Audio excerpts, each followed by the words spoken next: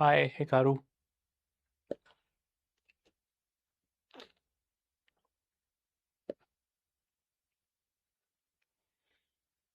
Hi everyone, start करें? हाँ,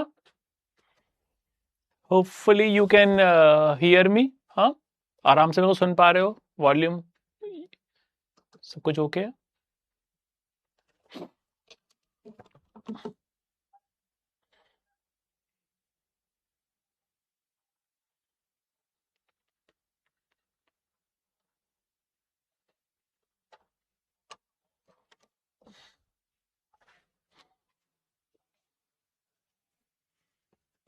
सब ओके। आज जल्दी आ जाओ। थोड़ा सा ना आज लेट हो गया क्योंकि वो था ना, अभी सेशन था ना हमारा उसका, वो चेंज वगैरह का, तो उसके चक्कर में हल्का सा लेट हो गया यार। तो मैंने फिर इसको चेंज करवा लिया, मैंने उसको 7:30 करवा लिया।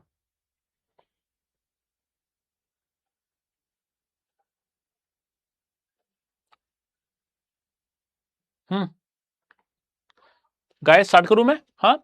सो स्टार्ट करते हैं। यहाँ पे अपना क्वांट का आज थर्ड लेक्चर है यहाँ पे।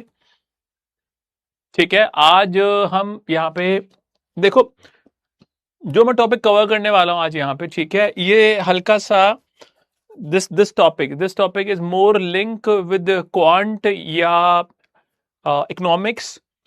ये टॉपिक हमारा क्वांट वगैरह में, सॉरी, फिक्स इनकम में तो हमने जैसे कल हमने बात किया था उसके अंदर वहां पे। उसके अलावा जो आज यहाँ पे डिस्कस करने वाले हैं यहाँ पे, इक्विटी का थोड़ा एक पोर्शन ज्यादा है। ठीक है, तो ये वाला जो पोर्शन है, ये वाला आपका इक्विटी का ज्यादा है। ठीक है, तो इक्विटी का जो डीडीएम है, जिन्होंने अगर जो लोगों ने ये पढ़ रखा है इक्विटी में डीडीएम, तो उनको ये हल्का सा इजी फील होगा।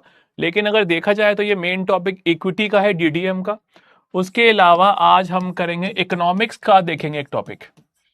इकोनॉमिक्स में आपका जो फ्यूचर कॉन्ट्रैक्ट होता है उसकी वैल्यू के बारे में बात करेंगे। तो ये थोड़ा सा अगेन मेरे को शिकायत है यहाँ पे, और इस केस में करेंसी का। So we will be talking about currency का फ्यूचर कॉन्ट्रैक्ट यहाँ पे। ठीक है, सो इसके बारे में आज यहाँ पे डिस्कस करेंगे। तो डिविडेंड डिस्काउंट मॉडल, इसके बारे में बात करेंगे यहाँ पे। देखो, what I will be doing is कि मैं आपको इसका बेसिक करा दूंगा। I don't want to get into the too detail, क्योंकि ये जो मेन पोर्शन है ये वहीं का है यहाँ पे। ठीक है, दिस एंटायर पोर्शन जो अभी हम यहाँ पे कवर करने वाले हैं, ये बाकी जगह आता है यहाँ पे। यार मैं बाकी के मैं कमेंट्स देख नहीं पा रहा, एक बार मैं कमेंट्स चेक नहीं कर पा रहा मैं। एक बार बाकी कुछ लिखना एक बार, because I am not able to see your comments एक बार।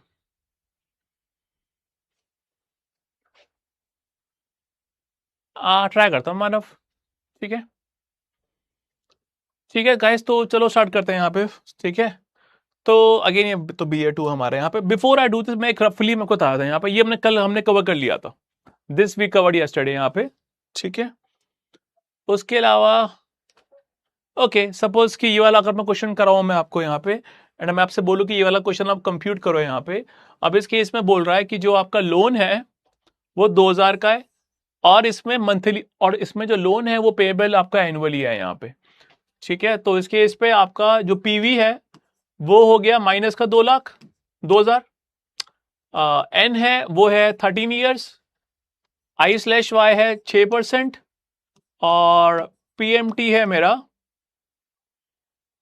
मुझे निकालना है, PMT निकालना है मुझे, और FV मेरा 0 है।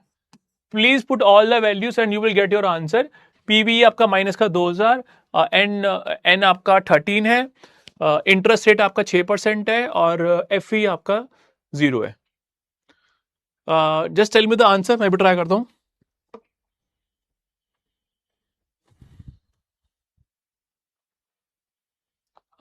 2000 मेरा पीवी है, PMT मुझे निकालना है, रेट ऑफ इंटरेस्ट कितना है? 6%। Please tell me the answer. I think 225, जितना मुझे इसका आंसर शायद याद आ रहा है। हाँ, 225 आ गया। हाँ, तो इसका आंसर है 225.92। That is your answer. या प्लीज एक बार आंसर बता दिया करो, क्योंकि मैं चाहता हूं कि आप भी साथ में करो यहाँ पे। ठीक है, तो या प्लीज एक बार ट्राई कर लिया करो। ठीक है, तो ये था आपका ये वाला क्वेश्चन हम कर चुके हैं। ओके, ये डीडीएम की बात कर रहा है। मैं डीडीएम से पहले मैं एक कॉन्सेप्ट बताना चाहूंगा। आज मैं रफ थोड़ा ज्यादा यूज करूंगा मैं यहाँ पे, ठीक है। सो लेट्स टॉक, आपका जो सेकंड कॉन्सेप्ट के बारे में बात करते हैं यहाँ पे, ठीक है। तो ये जो आपका सेकंड कॉन्सेप्ट है, ठीक है, तो ये बात कर रहा है फ्यूचर कॉन्ट्रैक्ट की। देखिए फर्स्ट ये चीज आप दोबारा पढ़ोगे इकोनॉमिक्स में, मैं खाली आपको इसका बेसिक दे रहा हूँ इकोनॉमिक्स का, जो ये जो चीज मैं बताने वाला हूँ। तो पहले बात करते हैं कि अगर देखो मैं आपसे बोलता हूं कि $1 90 रुपीज के बराबर है, ठीक है। Suppose I use this word कि $1 आपका 90 रुपीज के बराबर है ना।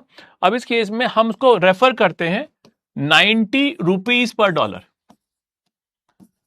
फर्स्ट आप ये समझो कि इसको हम यहां पर रेफर किस तरीके से करते हैं, we refer to it as 90 rupees per dollar. तो ये इसका मतलब क्या है कि जो $1 है वो 90 रुपए के बराबर में है यहाँ पे, ठीक है। अब इस केस में क्या होता है कि अब देखो याद करने के लिए बता रहा हूं। अच्छा, जो मैं ये बताने वाला हूं ये आपका पीछा लेवल 3 तक करेगा। इवन ये पार्ट करेंसी का, व्हाट आई फील कि सीएफए करेंसी को बहुत ज्यादा वैल्यू करता है, करेंसी के टॉपिक को सीएफए बहुत ज्यादा एम्फेसाइज करता है। तो ये आपको समझना बहुत जरूरी है। ये मत सोचना, वैसे तो ये पक्का कोर्स में है आपका, 500% ये कोर्स में है आपका इकोनॉमिक्स में, लेकिन यहां पे आप समझ लीजिए। और जो करेंसी का जो बेसिक है वो आपको जरूर पता होना चाहिए कि करेंसी काम कैसे करती है। अब इस केस में देखो यहाँ पे अब यहाँ पे जो करेंसी है इसको नाम देते हैं प्राइस और बेस। अब ये दो में से एक प्राइस है एक बेस है। अब अगेन याद करने के लिए कि जो बॉटम पे है, जो बॉटम पे है वो बेस है। तो मतलब इस केस में जो मेरी बेस करेंसी है वो कौन सी हो गई, डॉलर।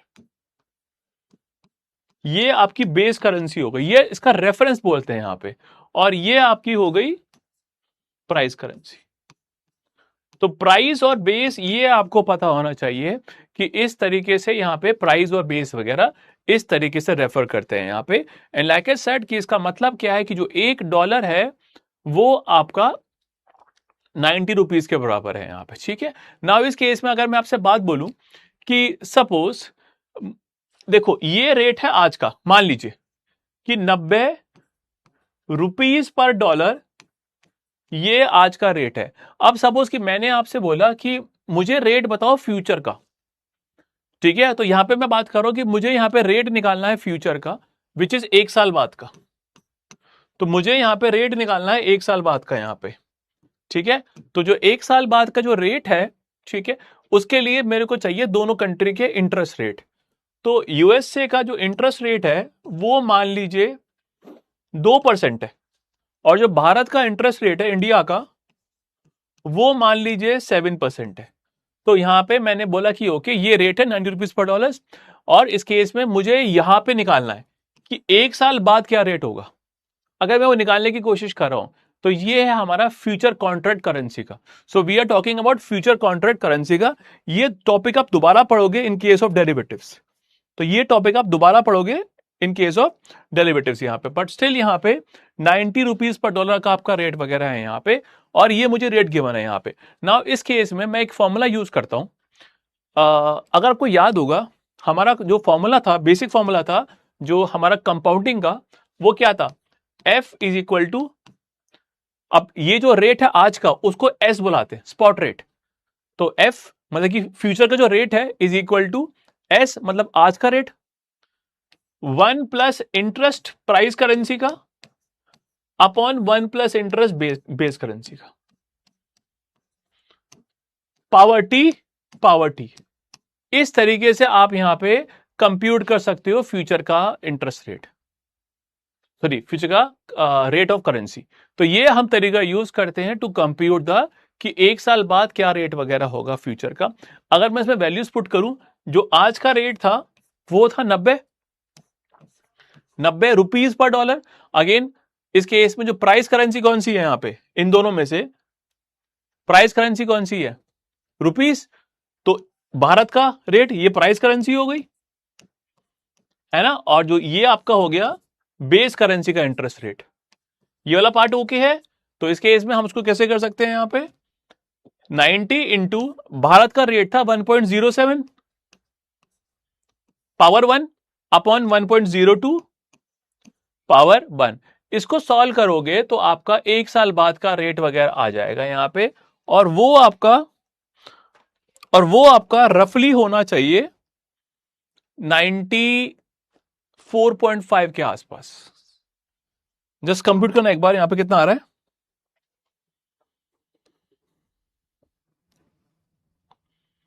एक सेकंड, मैं भी कंप्यूट कर रहा हूं।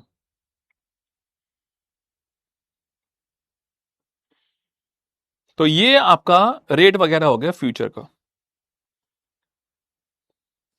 तो 90 इंटू 1.07 डिवाइड बाय 1.02, 94.411।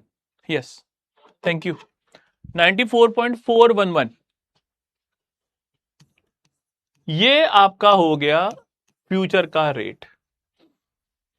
ठीक है, तो इस तरीके से आप यहां पर फ्यूचर का रेट वगैरह कंप्यूट कर सकते हो यहां।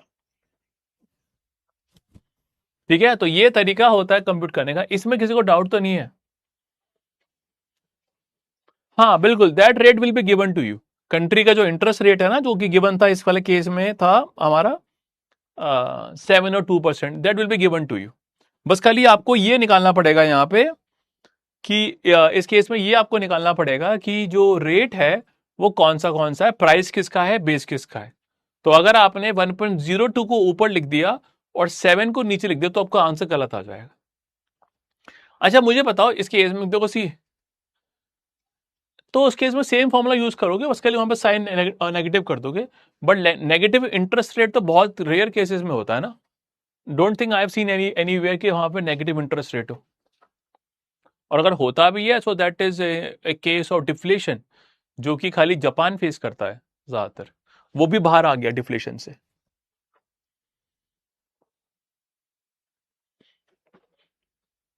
ठीक है, तो इस तरीके से आप यहाँ पे उसको कर सकते हो। इसमें कोई डाउट तो नहीं गाइस, यहाँ पे बहुत इजी है। अब अगेन देखो यहाँ पे जो इसके अंदर ये अगेन ये चीज तो आप बाद में करोगे, लेकिन अगर इसमें आप देखो कि मेरी कौन सी करेंसी बड़ी है। ठीक है, जर्मनी का भी हुआ था, ठीक है, वो बहुत कम होता है यार, बहुत कम होता है। ठीक है, तो ये आपका होता है, लेकिन ये आपका पार्ट तो यहाँ क्वांट का पार्ट में दे रखा है। इकोनॉमिक्स का चैप्टर नंबर 18 और 19 है ये, जो कुलदीप सर कराएंगे मेरे ख्याल से। तो 18 और 19 में कवर है, लेकिन दे रखा है तो मैं बता दिया आपको यहाँ पे। ठीक है, तो ये आपका पार्ट था आपका, ये हमने बात कर लिया कि जो करेंसी का फ्यूचर है वो किस तरीके से कर सकते हो। बस खाली फॉर्मूला था, नथिंग एल्स। एंड मेरे ख्याल से ये जो टेस्टेबल पार्ट है ये यहाँ पे कम आएगा, इकोनॉमिक्स में ज्यादा आएगा। बट दे रखा है तो मैं वो करवा रहा हूँ कि दे रखा है। क्या पता नए वाले में इसको हटा ही दिया हो और खाली इसको वहीं पे रखो इकोनॉमिक्स में। चैप्टर 18 और 19 में तो है ये, श्योरली है ये। ठीक है, लेकिन अभी मुझे चेक करना पड़ेगा कि जो नई बुक में इसको हटा दिया या फिर रखा है, मुझे नहीं पता उस चीज का, क्योंकि लिखा तो है नहीं कुछ भी वहां पे। ठीक है, इसके बारे में तो ये आपका था यहाँ पे। ठीक है, अभी ना हल्का सा ना हमको भी ना बहुत क्लियर कट आइडिया नहीं है हमको भी। एक बार जब वो आएगा ना यहाँ पे, एक बार हमारे पास भी बुक आ जाएगी, then I will tell you कि ये चेंज है, ये चेंज है, ये चेंज है। एक रफली पता है हमको भी अभी यहाँ पे। जब तक हाथ में बुक नहीं आती, एग्जाम्पल नहीं देखते, तब तक हमको भी पता नहीं चलता ना। लेकिन मैं को एक बात सीरियसली बताना चाहता हूँ कि जब मैंने किया था ना, तो मैंने तो 12 में किया था, तो कितना कोर्स अब तक चेंज हो गया होगा, लेकिन बॉटम लाइन सेम ही रहती है यार, क्वांट सेम का सेम ही है, हल्का सा ऊपर नीचे कर दिया, दैट्स इट। कुछ भी नहीं कर सकते ऐसे। ठीक है, हाँ ये टॉपिक उसमें भी है, that topic is also in case of derivatives. ठीक है, तो गाइस लेकिन जो चैप्टर ये जो टॉपिक बनता है ये बनता है इकोनॉमिक्स का ही बनता है, यहाँ पे इन्होंने डाल रखा है वो बात अलग है। अब बात करते हैं डिविडेंड डिस्काउंट मॉडल यहाँ पे। ओके, मुझे तुम्हें बताना पड़ेगा यहाँ पे डिविडेंड डिस्काउंट मॉडल कैसे कर सकते हैं यहाँ पे। ठीक है, यहाँ पे देखो अगेन, देखो ये जिन बच्चों ने इक्विटी करा हुआ है, दे माइट बी अंडरस्टैंडिंग कि ये कितना मेरे लिए मुश्किल होने वाला है बताना, खासकर उन बच्चों के लिए जो कि कॉमर्स में नए नए हैं। और ये सीएफए वालों की गलत बात है, मेरा कई बार मन करता है कि मैं उन्हें मेल मार दूं कि भाई इसको यहां मत रखो यार कम से कम, बट इन्होंने डाल रखा है तो मैं बताता हूं। क्योंकि इस केस में देखो ये क्या हो गया, देखो फाइनेंस में हमेशा हम एक रूल फॉलो करते हैं।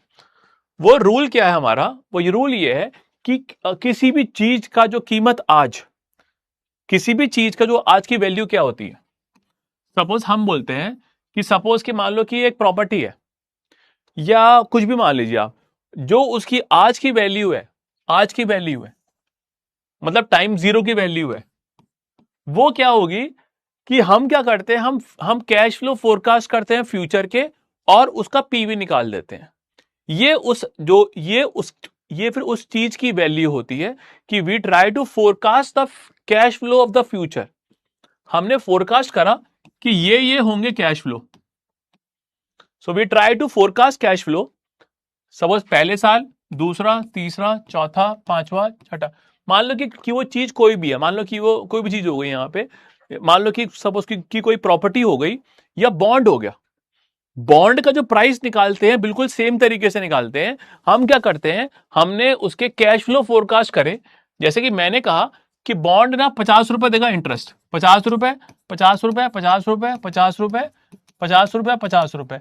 तो ये बॉन्ड सारे कैश फ्लो पे कर रहा है और एंड में पे कर रहा है 1000। तो अगर मुझे बॉन्ड का प्राइस निकालना है तो जो तरीका है वो ये तरीका है कि हम सबका पीवी निकाल दें। हम सबका यहां पे हम सबको यहां पे डिस्काउंटिंग कर दे। सो मैंने यूज द वर्ड डिस्काउंटिंग कि मैं कहीं ना कहीं उसका पीवी कंप्यूट कर रहा हूं कि उसके जो कैश फ्लो फ्यूचर के हैं उसकी आज की कीमत निकाल रहा हूं। ये आप हमेशा करते हो, ये चीज आप करते हो बॉन्ड में, और ये सेम चीज आप करते हो शेयर्स के केस में भी यहां पे, कि आप उसके जो कैश फ्लो फ्यूचर के हैं उसका कंप्यूट करते हो प्रेजेंट वैल्यू यहां पे। और ये गाइस, ये वाला क्वेश्चन आपने करा था, ये वाला क्वेश्चन आपने कैसे करा था? आपने, अगर मुझे लेट्स से कि मुझे ये सॉल्व करना है तो मैं क्या करूंगा, एन को मैंने 6 पुट कर दिया। मान लो कि जो रेट है मान लो कि वो 7% है, तो आई स्लैश वाई 7 हो गया, एन 6 हो गया, पीएमटी कितना हो गया 50, एफ कितना हो गया 1000, कंप्यूट कर दो पीवी। इस वे में आप यहां पे कर सकते हो। यहां पे एक बच्चों तुम्हें यहां पे डाउट आ सकता है, जो बच्चे मुझसे कई बार पूछते हैं कि एफ आपने 1000 क्यों लिया, 1050 क्यों नहीं लिया? किसी के माइंड में ये वाला क्वेश्चन आया था कि एफ वी 1050 क्यों नहीं लिया? क्योंकि जब मैंने पीएमटी को 50 पुट कर दिया है और एन को 6 कर दिया है तो वहां पे ये ऑलरेडी आ चुका है। जब मैंने एन को 6 कर दिया और पीएमटी को 50 पुट कर दिया तो ये वाला पार्ट मेरा ऑलरेडी आ गया यहां पे।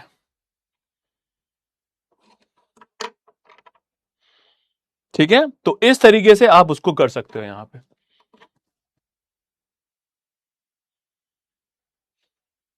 ठीक है गाइस, बताइए हाँ जो भी आंसर आएगा। ठीक है, तो that is how you can do it यहाँ पे। ठीक है, अब बताइए इसमें कोई डाउट तो नहीं आप लोगों का यहाँ पे? ठीक है, अब इस केस में यहाँ पे जो मैं नेक्स्ट पार्ट अब मैं आपको बताना चाहता हूं यहाँ पे। ठीक है, ये कहीं ना कहीं अब ऐसे ही आप यहाँ पे जो इक्विटी होता है उसका भी पीवी निकाल सकते हो। मतलब कि इक्विटी का प्राइस निकालने का ये तरीका यहाँ पे।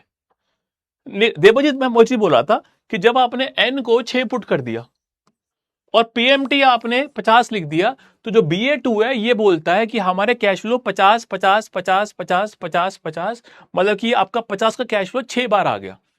तो ये आपका आ चुका है। जब आपने एन को 6 पुट करा, पीएमटी को 50 पुट करा, तो ये ऑलरेडी आ गया 50।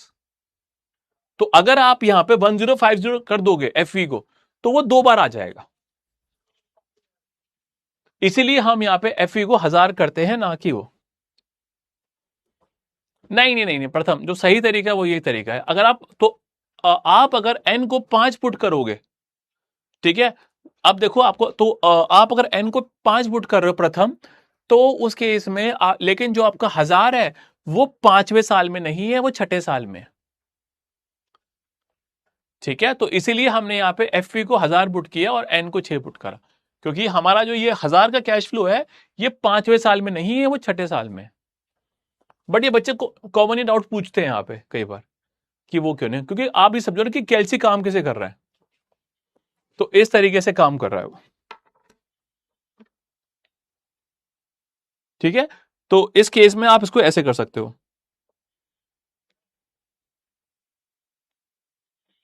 बताइए कोई डाउट नहीं इसके अंदर?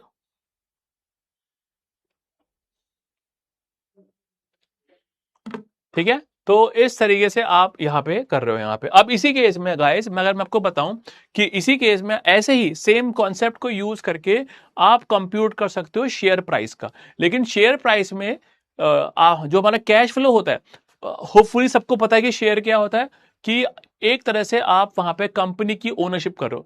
देखो लाइक आई सेड कि ये टॉपिक गलत क्यों, मिसप्लेस क्यों है, हमको बहुत सारे बच्चों को नहीं पता शेयर्स क्या होते हैं और आप उसको क्वांट में डाल रहे हो, ये बेवकूफी है। ठीक है, तो ये सीएफए इंस्टीट्यूट की बेवकूफी है कि उन्होंने क्वांट में इसको डाल रखा है। और and hopefully you will agree कि यार इसमें कि यहाँ पे इसका मतलब बनता ही नहीं है, बट डाल रखा है तो डाल रखा है यहाँ पे, तो उनकी बेवकूफी है। ठीक है, तो what I was saying is यहाँ पे, ठीक है, कि यहाँ पे कहीं ना कहीं शेयर्स में क्या होता है, यहाँ पे शेयर्स होता है एक तरह से कंपनी की ओनरशिप, कि आप कहीं ना कहीं एक तरह से कंपनी के पार्टनर वगैरह बन रहे हो, ये आपकी हिस्सेदारी आ रही है कंपनी पे यहाँ पे, तो ये आपका होता है शेयर्स वगैरह यहाँ पे। ठीक है, तो ये आपका शेयर्स की ओनरशिप वगैरह होती है यहाँ पे। अब जो शेयर, सपोज कि मैंने आपको अपने शेयर्स बेच दिए, मैं कंपनी हूं, मैंने आपको अपने शेयर्स बेच दिए, तो उस केस में मैं आपको अपनी ओनरशिप दे रहा हूं। So I am sharing my ownership with you यहाँ पे।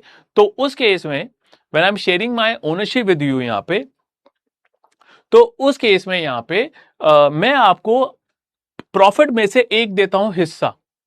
So but I am sharing, suppose कि मान लीजिए कि मैंने 5 रुपए कमाए, तो उसमें से 3 रुपए मैंने कर दिए री इन्वेस्ट।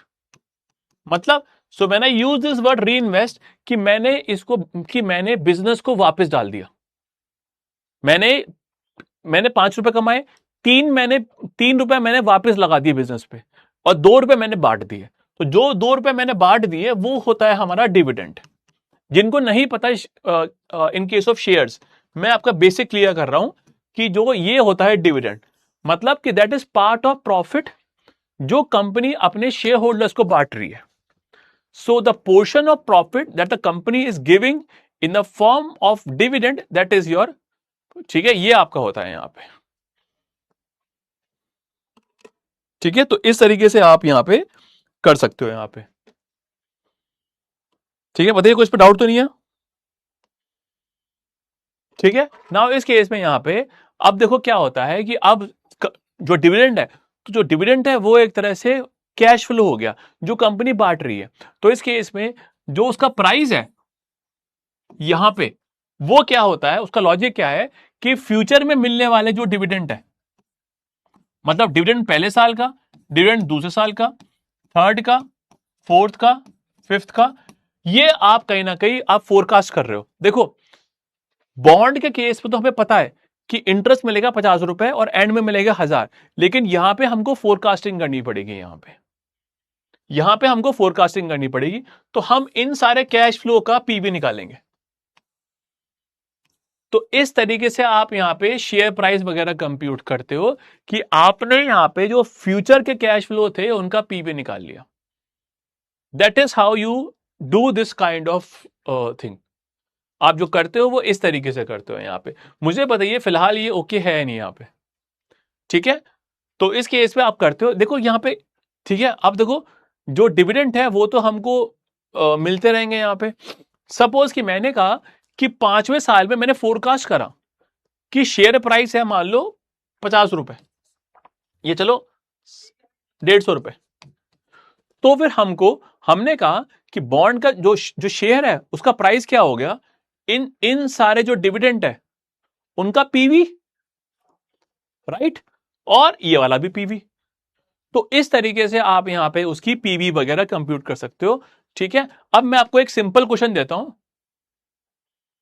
बिल्कुल बात प्रथम क्या होता है, देखो यहां पे सारा खेल चल रहा है फोरकास्टिंग का, एजम्पशन का, ये सारा खेल चल रहा है। लेकिन क्या होता है प्रथम कि आप पास्ट का रिकॉर्ड देख के आप कहीं ना कहीं फ्यूचर वगैरह फोरकास्ट कर सकते हो। अगर कंपनी हर साल जो डिविडेंड दे रही थी 2 रुपए, 2 रुपए, 2 रुपए 10 पैसा, 2 रुपए 20 पैसा, 2 रुपए 30 पैसा, अगर लास्ट के बहुत सारे सालों से देती हुई आ रही थी, तो मैं एज्यूम करता हूं कि आगे भी देती रहेगी। बट ये जो सारा का सारा मामला चल रहा है, ये सारे चीजें आप यहां पे एज्यूम कर रहे हो। अगर सपोज मैं आपसे बोलूं, मैं आपको एक सिंपल क्वेश्चन देता हूं, मैं कहता हूं, नहीं उसको मैं अगेन पहले मैं आपका कॉन्सेप्ट ठीक कर रहा हूं, देन आई विल फर्दर इसको मैं और बेटर करूंगा यहाँ पे। और तभी मैंने आपसे बोला था कि भाई ये इनकी मूर्खता है कि इसको यहां पर डाल रखा है। I am being very very honest and I am very fully, मैं इसमें मतलब कि मुझे यहाँ पे है अलाउड कि मैं उनकी बेवकूफी को शेयर कर दूं कि ये चीज बनती नहीं है, ये आप यहां पे डाल रहे हो कॉन्ट में, दैट इज बेवकूफी, ठीक है। बट स्टिल जो है वो है। अब इस केस में सपोज कि मान लीजिए कि मुझे क्वेश्चन गिवन है, ठीक है, D1 मतलब कि पहले साल का डिविडेंड गिवन है मुझे 5 रुपए, 5 रुपए। D2 मुझे गिवन है 6 रुपए, D3 मुझे गिवन है 7 रुपए। देखो ये मेरा डिविडेंड फोरकास्टेड है, और मुझे P3 गिवन है 50 रुपए, और मुझे पता है कि जो इंटरेस्ट रेट है वो 10% है।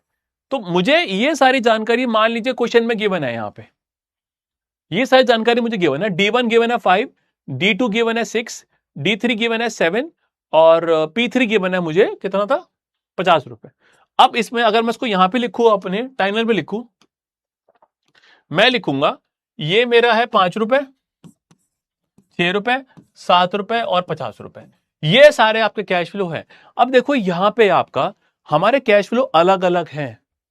जो टीवीएम की है N I/Y, PV, PMT, FV, वो आप कब यूज कर सकते हो, जब आपके कांस्टेंट कैश थे 50 रुपए, 50 50 50।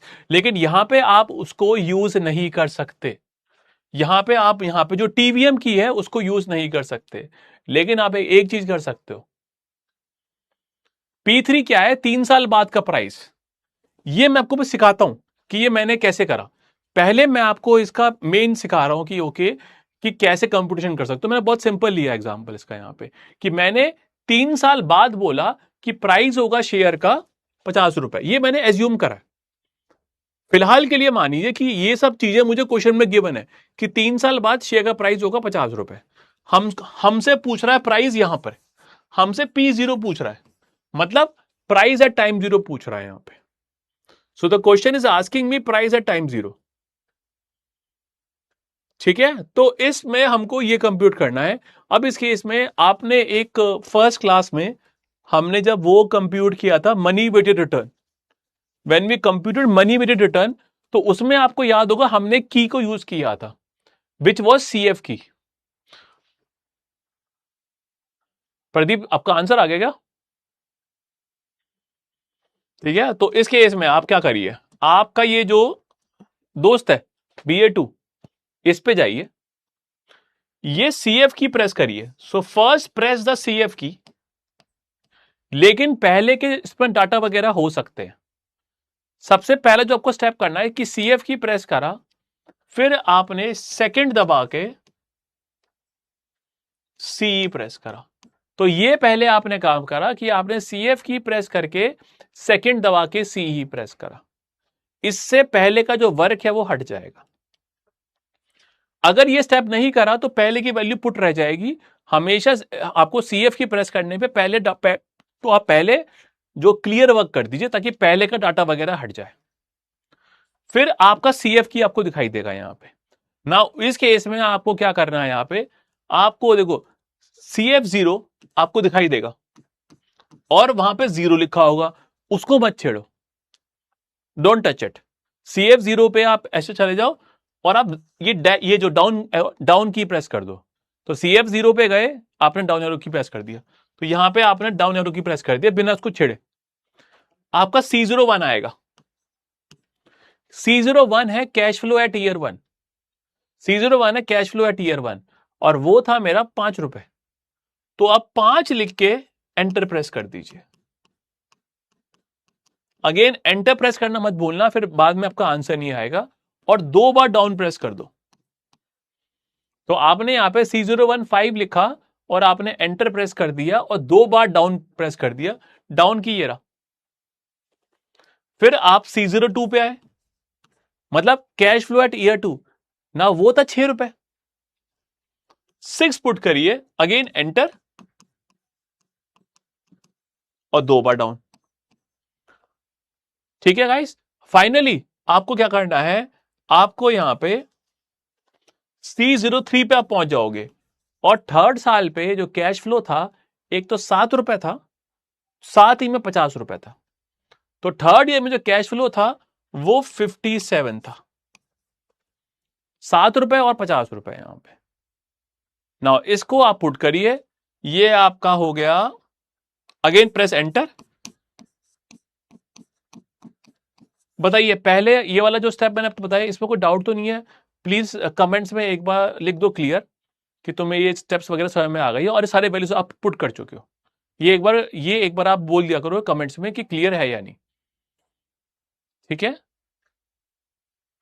तो इस केस में गाइस, हाँ, तो ये आपने कर दिया, सब आपने वैल्यूज पुट कर दी। अब अगर आप यहां पे देखो, यहां पे आपको एक की दिख रहा होगा एनपीवी, ये देखो दिख रहा है, एनपीवी दिख रहा है, ठीक है, एनपीवी दिख रहा होगा आपको यहां पे की। अब ये की को यूज करके हम निकालेंगे उसका पीवी, हमको एंड में पीवी निकालनी है। तो आपने क्या करा, एनपीवी की प्रेस करा, प्रेस एनपीवी की, वहां पे लिखा आएगा इंटरेस्ट। इंटरेस्ट था हमारा 10%, क्वेश्चन में हमारा इंटरेस्ट था 10%, हमने 10 लिख दिया, एंटर प्रेस कर दिया, प्रेस डाउन और कंप्यूट, ये रहा आपका कंप्यूट। तो आपने वहां पे अपना की प्रेस करी एनपीवी की, ठीक है, फिर आपने जो उसमें इंटरेस्ट में 10 पुट कर दिया, फिर आपने डाउन प्रेस करा एंड प्रेस कंप्यूट। होपफुली आपका आंसर आ जाएगा। किसी का आंसर आया प्लीज? प्रदीप, ये आपका आंसर आया था 52.329। तो इस तरीके से आप यहां पे इसका आंसर निकाल सकते हो।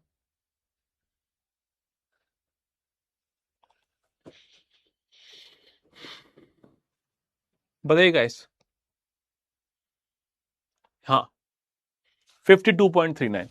अगेन जिसका ये आंसर नहीं आया वो एक बार इसको दोबारा ट्राई करना है यहाँ पे, बट ये स्टेप वगैरह आपको पता होना चाहिए। और होपफुली किसी बच्चे ने अगर करा हुआ इक्विटी तो उसे पता होगा कि हमने ये कैसे किया।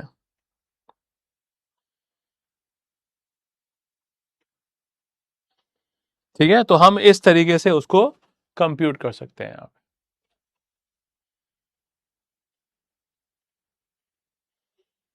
कैन आई मूव फॉरवर्ड यहां पे?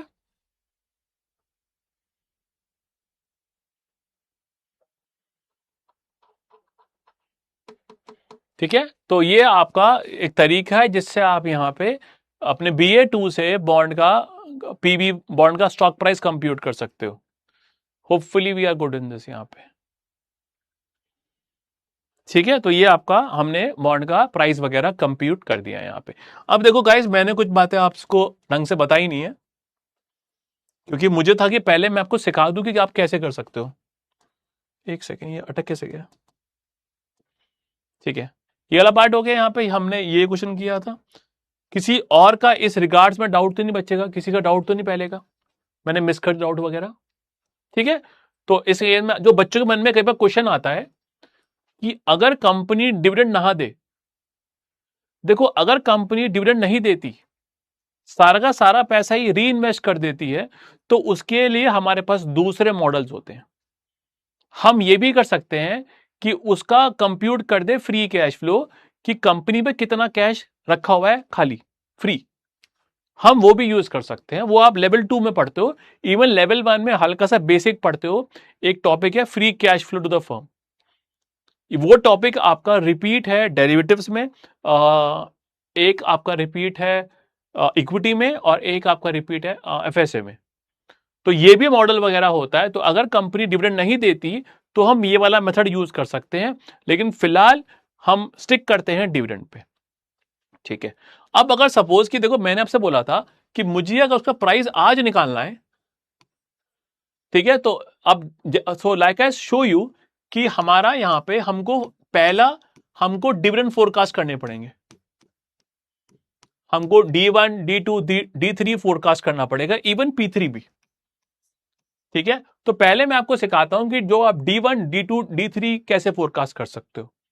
ठीक है, मान लीजिए कि मैंने देखा कि कंपनी हर साल डिविडेंड बढ़ा रही है, मतलब फॉर एग्जांपल पहले था 10 रुपए, फिर 11 रुपए, फिर 12 रुपए, फिर 13.3। तो अगर आप देखो रफली कंपनी आपका डिविडेंड अगर 10 से, कंपनी ने अगर 10 से 11 कर दिया, 12.1 कर दिया, 13.3 कर दिया, 14.5 कर दिया, तो अगर आप देखो रफली कंपनी अपनी जो डिविडेंड है वो 10% बढ़ा रही है हर साल। तो इस केस में हम फॉर्मूला यूज करते हैं कि पास्ट का मैंने ग्रोथ देख लिया कि जी पास्ट में मेरी कंपनी का डिविडेंड कैसे बढ़ रहा था। So I forecasted the dividend for the last few years, और मैंने उसकी फॉर द फोरकास्टिंग मैंने यहां पे पास्ट का देखा डिविडेंड और उसकी ग्रोथ देखी। तो सपोज कि मैंने कहा कि ग्रोथ है 10%, ग्रोथ है 10%, और मैंने कहा ओके कि जो डिविडेंड यहां पे लास्ट साल का क्या था, मान लो वो था 20 रुपए। लेट्स एज्यूम कि लास्ट जो ईयर का जो डिविडेंड था तो वो था $20। तो इस केस में हमारा D1 मतलब कि डिविडेंड अगले साल का, D1 क्या है, डिविडेंड अगले साल का, लेकिन D0 है हमारा डिविडेंड लास्ट ईयर का। सो D0 है जो लास्ट टाइम हमें पे करा था, ये आपका है D0, और जो D1 है वो है आपका नेक्स्ट ईयर का। या मैं दूसरा वर्ड यूज करूं कि जो डिविडेंड मैं एक्सपेक्ट कर रहा हूं कि मुझे मिलेगा, तो ये हमारा हो गया एक्सपेक्टेड डिविडेंड। अब गाइस हम एक फॉर्मूला यूज करते हैं D1 कंप्यूट करने का। D1 कंप्यूट करने का हम एक फॉर्मूला यूज करते हैं।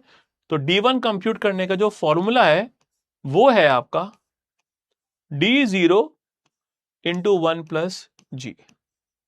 ये आपका फॉर्मूला यूज होता है डिविडेंड को फोरकास्ट करने का।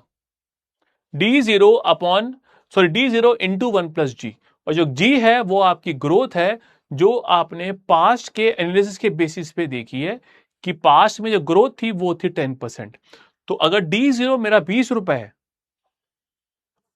20 है, तो और ग्रोथ मेरी 10% है, तो मेरा जो D1 है वो कितना हो जाएगा, 22 रुपए। तो इस तरीके से मैं यहां पे फोरकास्ट करता हूं डिविडेंड पहले साल का। अब सपोज कि यहां पे D1 है, D1 equal to D0 1 plus जी। अगर मुझे यहां पे सिमिलरली D2 फोरकास्ट करना है, D2 मेरा क्या हो जाएगा, D1 इंटू 1 प्लस जी, राइट। सिमिलरली आपको अगर फोरकास्ट करना है D3, क्या हो जाएगा, D2 इंटू 1 प्लस जी। बताइए ये वाला पार्ट ओके है, यहां तक कितना पार्ट आपको क्लियर है कि D1 D2 D3 आप किस तरीके से फोरकास्ट कर सकते हो।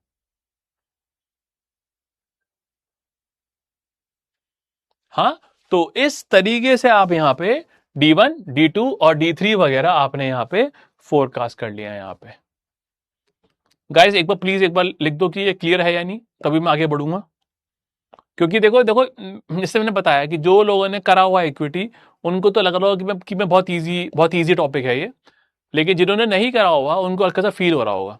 और ये टॉपिक लेवल 2 में एज इट इज है, मतलब कुछ बहुत बड़ा चेंज नहीं है। लेवल 2 में एक सेपरेट चैप्टर इसी उस पे डिविडेंड पे यहां पे। Yes, the G is based on the past और देयर आर मल्टीपल वेज। देखो क्या होता है मानव, देखो फिलहाल के लिए जो जी है वो डिपेंड करता है सपोज कि बाकी कंपनी की कैसी ग्रोथ है। जो जी है यहाँ पे ये आपकी ग्रोथ है कि कंपनी का प्रॉफिट कितना ग्रो कर रहा है यहाँ पे, प्रॉफिट या dividend. To be honest that is dividend. तो ये कहीं ना कहीं आपके फोरकास्टेड नंबर है कि आपके हिसाब से कंपनी का प्रॉफिट कितना ग्रो करेगा, ये आप एज्यूम कर रहे हो। जो 10% है, देखो क्या होता है, अगर आप पास के बेसिस पे बोल रहे हो कि ग्रोथ फ्यूचर की 10% होगी, ये भी तो आप एक चीज एज्यूम कर रहे हो। तो उस केस में भी आप एज्यूम कर रहे हो कि जो पास्ट की ग्रोथ थी वैसी ग्रोथ आपकी फ्यूचर की होगी। ऐसा जरूरी नहीं है, बट ये हम चीजें यहां पे एज्यूम कर रहे हैं कि पास्ट में कंपनी जितनी ग्रो करी थी फ्यूचर में भी वैसी करेगी। That is our assumption. और भी कई तरीके होते हैं जिससे हम ग्रोथ निकाल सकते हैं, वो आप पढ़ोगे इक्विटी में, उस पर मैं नहीं जाता। बट मेरा कहने का मतलब यह है कि इस तरीके से आप यहाँ पे D1, D2, D3 इस तरीके से कंप्यूट कर सकते हो। यहाँ पे मैं आपको अभी एक क्वेश्चन देता हूं that will make things more easy for you, but that is how you can do it कि D1, D2, D3 आपने फोरकास्ट कर लिया, फिर आपने वहां पे वैल्यू कंप्यूट कर दी यहाँ पे। ठीक है, तो ये आपका अगेन जो ये है, ये आपका फोरकास्टिंग के काम आता है यहाँ पे। ठीक है, एंड और इसमें जो बच्चे गलती करते हैं, क्या होता है कि अगर वो क्वेश्चन में मेंशन कर रखा है डिविडेंड लास्ट ईयर या फिर डिविडेंड पेड लास्ट ईयर या जस्ट पेड, अगर लास्ट पे डिविडेंड है तो वो D0 की बात कर रहा है। ये एक कॉमन मिस्टेक है जो बच्चे करते हैं, और आपको ऑप्शन में वो भी गिवन होगा कि जो आपका आंसर आ जाएगा। मतलब कि कई बार क्या होता है कि उनको पता होता है कि तुम क्या गलती कर सकते हो, वो ऑप्शन ही वैसे बना के देते हैं कि आपका आंसर आ रहा होगा लेकिन वो गलत भी हो सकता है, तो आपका मेथड सही होना चाहिए। तो मैं आपसे क्या बोल रहा हूं कि जो D1 है वो आपका हैगा नेक्स्ट ईयर का, पहले साल का।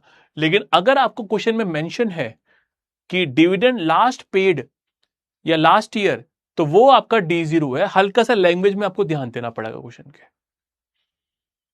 ठीक है, अब बताइए इसमें आपको ओके है? तो जो ग्रोथ है वो आपकी फोरकास्टेड है, that is not that is और हम कहने के एज्यूम कर रहे हैं। इवन जो यहां पे इंटरेस्ट रेट था ना, मैंने क्वेश्चन में लिया था, आई थिंक ये वाला क्वेश्चन पे, ये 10%, ये भी आप बाद में सीखोगे, ये आप पोर्टफोलियो में सीखोगे कि, और ये जो ये सेम चीज आपका इक्विटी में भी है। हल्का सा है क्वेश्चन, लेकिन मेन पार्ट ये पोर्टफोलियो का है कि ये जो इंटरेस्ट रेट है, जो कॉस्ट ऑफ इक्विटी बुलाते हैं उसको, इसको जो है ना इंटरेस्ट रेट, ये आपका कॉस्ट ऑफ इक्विटी है, कॉस्ट ऑफ इक्विटी है, या इसको हम एक और वर्ड बुलाते हैं required return. Required return.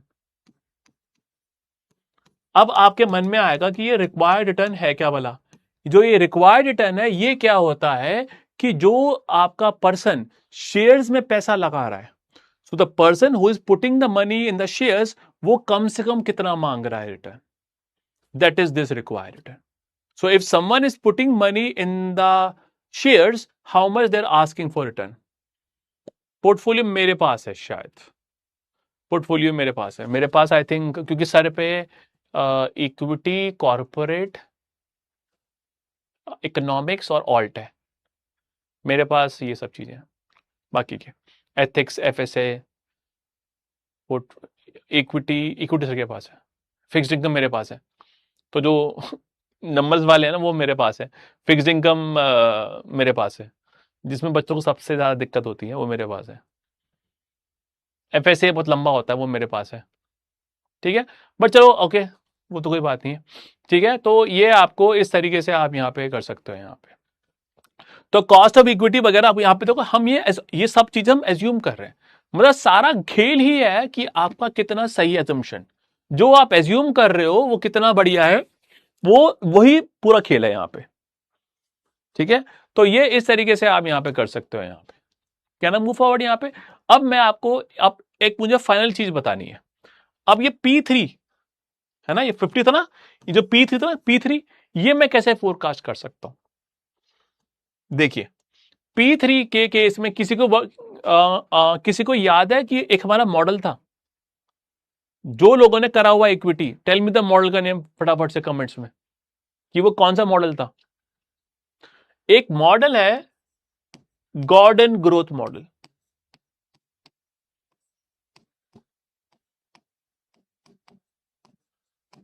Gordon growth model आपका एक मॉडल है, ये आप पढ़ोगे इक्विटी में, और ये लेवल 2 में भी है, लेवल 3 में नहीं है। लेवल 3 में नहीं है गॉर्डन, बट लेवल 1 और लेवल 2 दोनों में आपका गॉर्डन आता है। अब ये गॉर्डन बाबू ने क्या बोला था? गॉर्डन बोलता था कि कहता है, सपोज कि मैंने ग्राफ, मैं ये ग्राफ से मैं आपको शो करता हूं। ठीक है, तुषार आज तो यार मैं आई थिंक 9:15 तो मैं खींचूंगा यार, 9:15 9:30 तो खींचूंगा, क्योंकि थोड़ा सा क्लास लेट हो गई ना आज, वो पहले वो थी ना, सेशन था ना उसका, और उसकी वजह से हल्का सा लेट हो गया आज क्लास। तो मैंने बोला था टीम को कि हल्का सा क्लास को 7:30 कर दो, ताकि आराम से हो सके वहां पे। ठीक है, तो ओके, सो यहां पे अगर मैं बनाओ, यहां पे सपोज कि यहां पे मुझे गिवन है, ये है सपोज कि मेरा एक्सिस है, यहां पे है मेरा परसेंटेज और यहां पे है टाइम। सपोज कि मैंने कहा कि एक कंपनी है, वो 3 साल तो बहुत स्ट्रांग ग्रो करेगी, 3 साल ग्रो करेगी मान लो 10%, फिर एकदम से गिर के हो जाएगी 5%।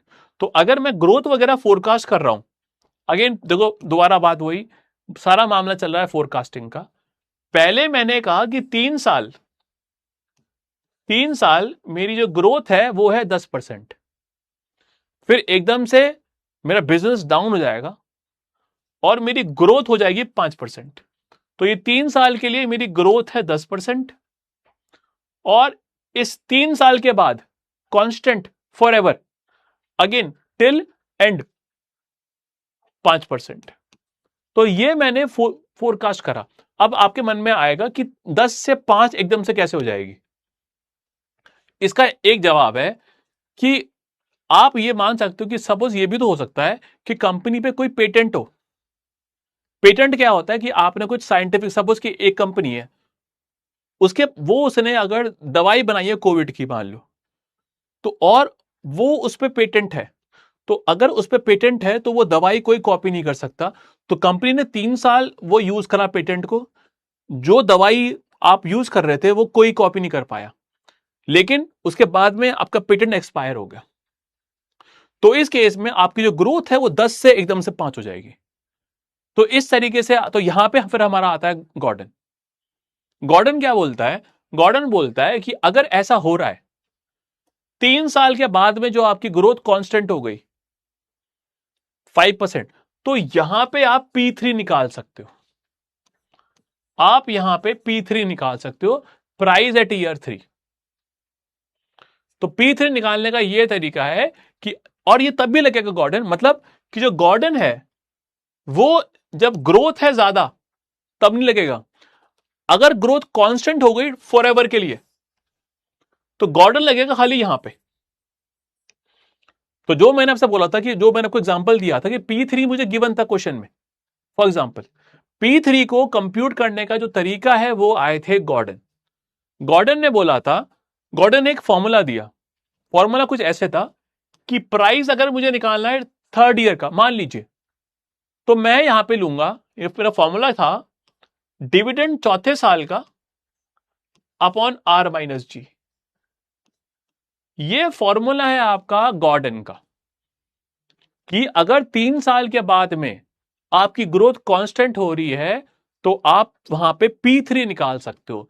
फॉर्मूला क्या है? P3 is equal to next year का डिविडेंड D4 अपॉन R-G।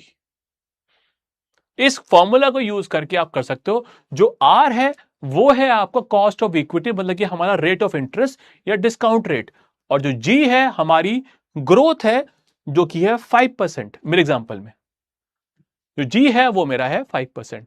तो इस केस में मैं इसको ऐसे कंप्यूट कर सकता हूं, उसका D1, D2, D3 और P3। Once you get D1, D2, D3, P3, आपको खाली कैश फ्लो पुट करने हैं CF की में C01, 2, 3, फिर आपको प्रेस करना है NPV की, वहां पे पुट करो इंटरेस्ट रेट एंड कंप्यूट कर दो।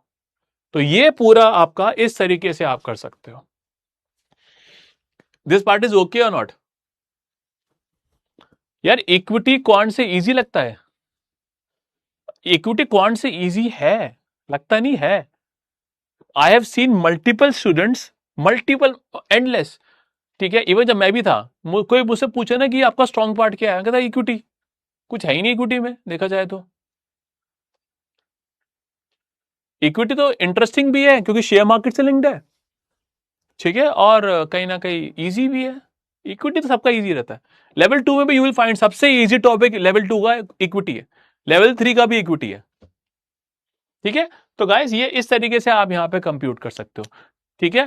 प्लीज एक बार लिख दो कमेंट्स में दिस पार्ट इज ओके और नॉट, क्योंकि मुझे पता है कि ये अपने आप में एक महाभारत है चैप्टर।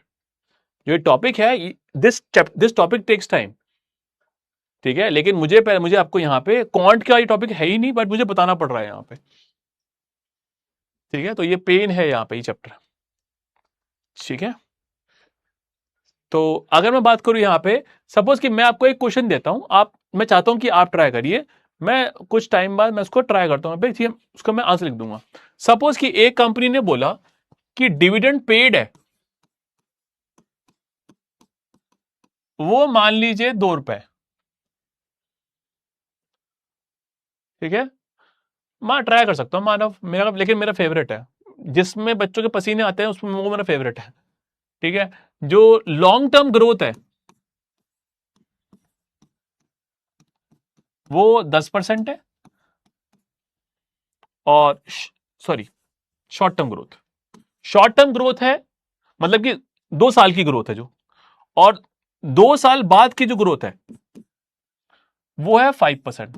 तो ये आपकी ग्रोथ हो गई लॉन्ग टर्म की, मतलब कि 2 साल कंपनी ग्रो कर रही है 10% पे, और फिर ग्रो करेगी 5% पे 2 साल के बाद में, ठीक है। ये मैं आपको क्वेश्चन दे रहा हूं यहां पे।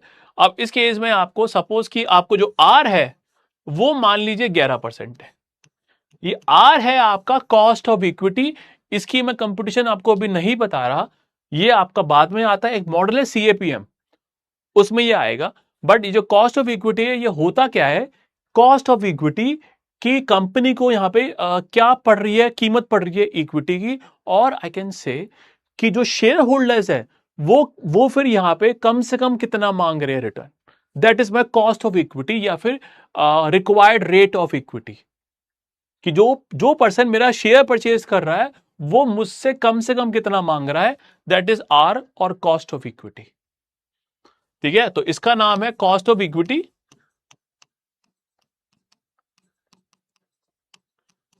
और या फिर रिक्वायर्ड रिटर्न, मैं लिख रहा हूं आरआर, रिक्वायर्ड रिटर्न, की जो इन्वेस्टर है वो कम से कम कितना मांग रहा है return. Please try this question, एक बार ट्राई करिए।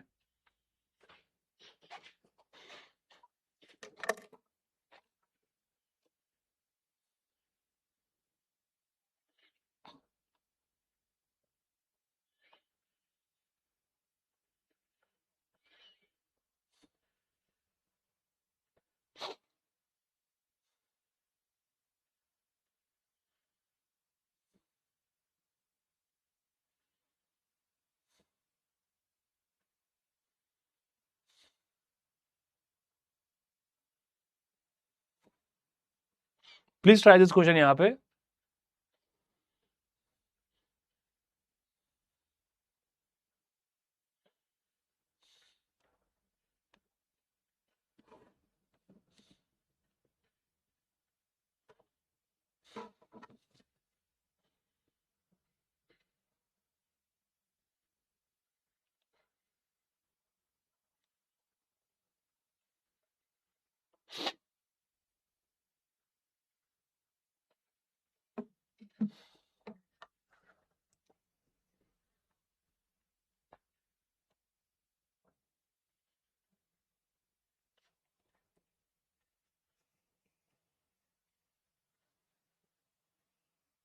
तो पहले आपको इस क्वेश्चन में जो आपको काम करना है, ठीक है, इस क्वेश्चन में जो आपको सॉल्व कैसे करना है, कि पहले आपको लेना पड़ेगा D1 और D2 और फिर P2। मैं इसको एक बार करता हूं, ये फॉर्मूला तो चेंज हो जाएगा यहां पे। तो पहले मैं काम करता हूं कि मैं कंप्यूट करता हूं D1, D1 हो जाएगा मेरा D0, ये D0 है 2 रुपए, 1 प्लस इंटरेस्ट ग्रोथ 10%, तो D1 मेरा आ गया 2.2, ये मेरा D1 आ गया। बताइए इतना पार्ट ओके है। फिर मैं निकालता हूं D2, D2 के मेरा क्या हो जाएगा, D1 इंटू 1 प्लस G, ये आपका हो जाएगा D2, which will be 2.2 1 plus 10%, ये आपका हो गया D2, ठीक है। तो उसको मैं सॉल्व करूं,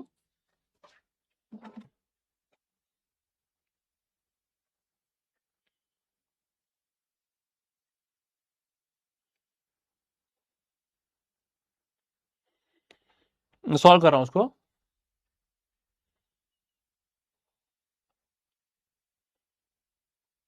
okay please guys, please solve करो साथ में उसको मेरे।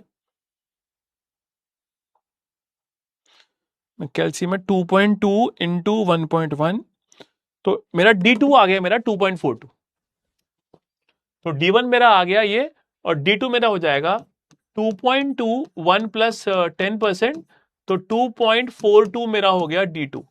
कोई इसमें डाउट तो नहीं किसी को यहाँ पे? हाँ, D1 क्या है, D2 क्या है, इसमें किसी को डाउट तो नहीं है? तो इस तरीके से हमने यहाँ पे D1 और D2 वगैरह कंप्यूट कर दिया है यहाँ पे। ठीक है, फाइनली मुझे यहाँ पे निकालना पड़ेगा P2। P2 के लिए D3 अपॉन R माइनस जी, ये आपका फॉर्मूला बन जाएगा P2 निकालने के लिए। लेकिन D3 निकालने के लिए आपको हमारा फॉर्मूला क्या हो जाएगा, D3 क्या हो जाएगा, D2 इंटू 1 प्लस जी, ये मेरा फॉर्मूला बन जाएगा। और D2 मेरा कितना है, 2.42 इंटू 1.05। इस तरीके से मैं यहां पे कंप्यूट कर सकता हूं अपना D3। यार पता है ये फॉर्मूला ना, अच्छा एक चीज, इसमें आप जो ग्रोथ लोगे ना वो लोगे 5%, ना कि 10%। तो ये आपकी आ गई 2.54। देखो देवजीत किसी का, हाँ देवजीत का क्वेश्चन आया कि ये फॉर्मूला कहां से आया गॉर्डन का। ओके, एक आई थिंक 11th में मैथ्स में एक इक्वेशन थी एपीजीपी, किसी को याद है, किसी के पास थी 11th में एपीजीपी? ये फिर आपका जीपी से आया है। ये आपका फॉर्मूला जो है ना, ये जो गॉर्डन का, ये जीपी से आया है, ज्योमेट्रिक प्रोग्रेशन था ना, ये वहां से आया फॉर्मूला आपका। प्रूफ की आपको नीड वगैरह नहीं है, प्रूफ में हम नहीं जाएंगे, बट किसको अगर याद हो जीपी, ज्योमेट्रिक प्रोग्रेशन, ये वहां से निकाला है यहाँ पे इसने, है ना प्रथम, ये वो चीज है, ये जीपी से निकला है हमारा फॉर्मूला, बट हमें नीड नहीं है यहाँ पे। हाँ बिल्कुल, गॉर्डन का वहां पे सम कर रहा है इन्फिनिट टर्म का, बिल्कुल ठीक है। तो ये इस तरीके से निकाला उसने, बट स्टिल ये करिए एक बार, कितना आया 2.54 आपका आ गया D3। यार कोई तो आंसर दे दो। R था मेरा 11% और G है मेरा 5%। इसको मैं सॉल्व करूंगा तो मैं कर दूंगा यहाँ पे, क्योंकि क्या बात है इसमें देवजीत, लॉन्ग टर्म की जो ग्रोथ है वो 5% है, ना कि 10%। तो ये मेरा आ गया 50.82 to be very precise. If I solve it ना, आई गेट 50.82। फाइनली मेरे पास सारे कैश फ्लो आ गए। तो अगर मैं कैश फ्लो लिखूं, ठीक है, मेरा C01 था 2.2, और C02 में मेरे पास जो वैल्यूज थी वो थी 2.54, नहीं 2.42 प्लस 50.82। ये देखो आपकी P2 है, तो ये D2 में ऐड हो जाएगी। तो सेकेंड ईयर में जो मेरे कैश फ्लो हैं वो दो हैं, एक है D2 और एक है P2। अगर मैं इसको देखो, मैंने क्या करा, मैंने यहां पे अगले 2 साल के कैश फ्लो फोरकास्ट कर लिए। मैंने कहा D1 यहां पे 2.2 होगा, और सेकेंड ईयर में D2 2.42 था, हाँ या ना, और मैंने यहां पे P2 निकाल लिया।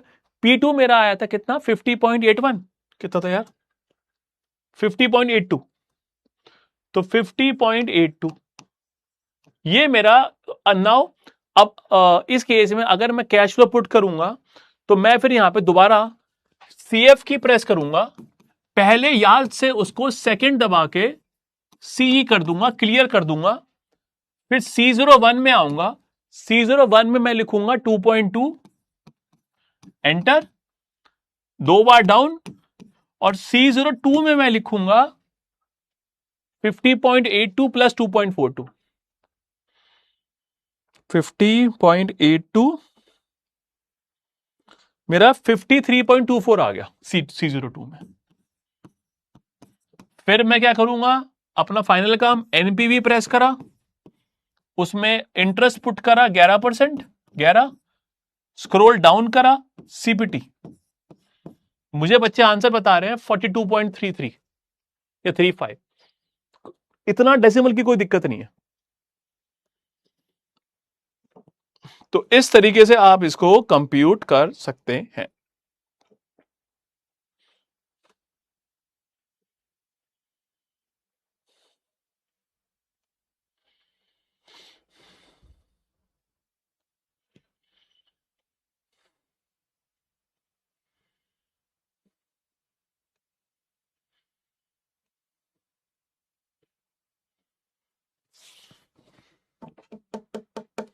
बताइए, होपफुली ये वाला पार्ट आपको समझ में आ गया होगा।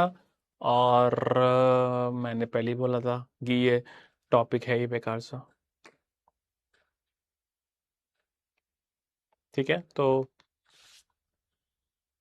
ये आप कर सकते हो। अभी तो इसमें तो एक और बचा हुआ है, वो भी बेकार सही है। वो भी टॉपिक आपका डेरिवेटिव्स का है। तो अगर किसी बच्चे ने कर रखा है डेरिवेटिव्स तो उसको इजी लगेगा। अरे ओके, D3 है 42.33। अरे यार, D3 या P3? मैं समझा नहीं यहाँ पे आपका कोई आपका पॉइंट। हाँ यार, ये अनफॉर्चुनेटली कॉन्ट का पार्ट है फिलहाल।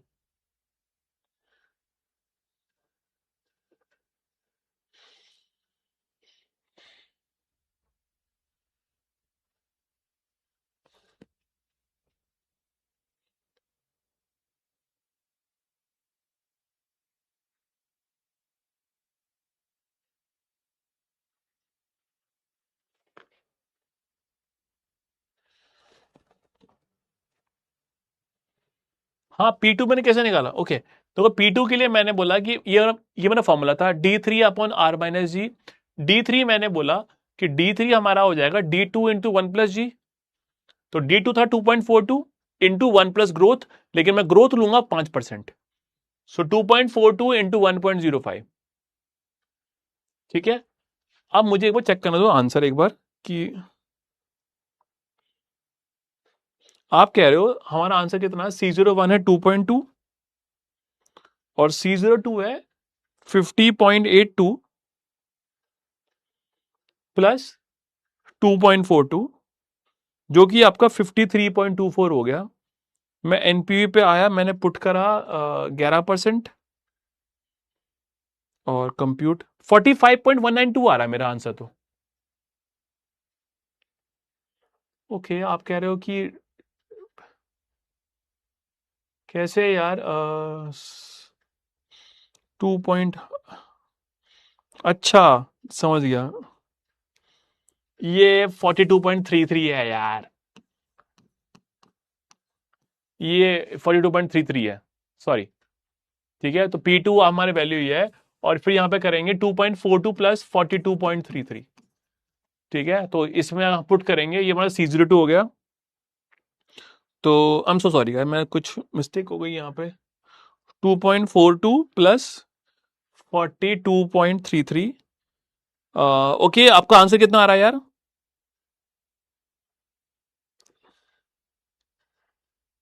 What is the final answer? Final आपका आंसर कितना आ रहा है?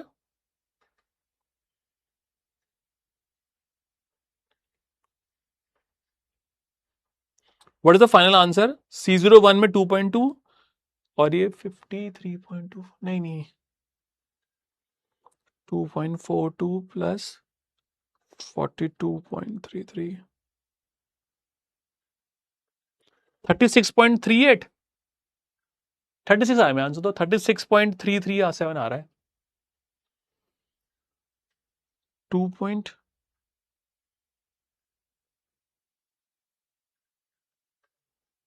2.42 और 42 पॉइंट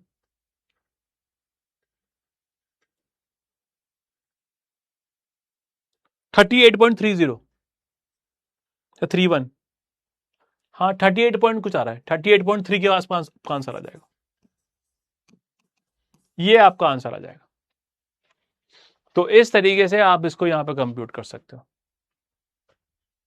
बताइए, दिस पार्ट इज ओके?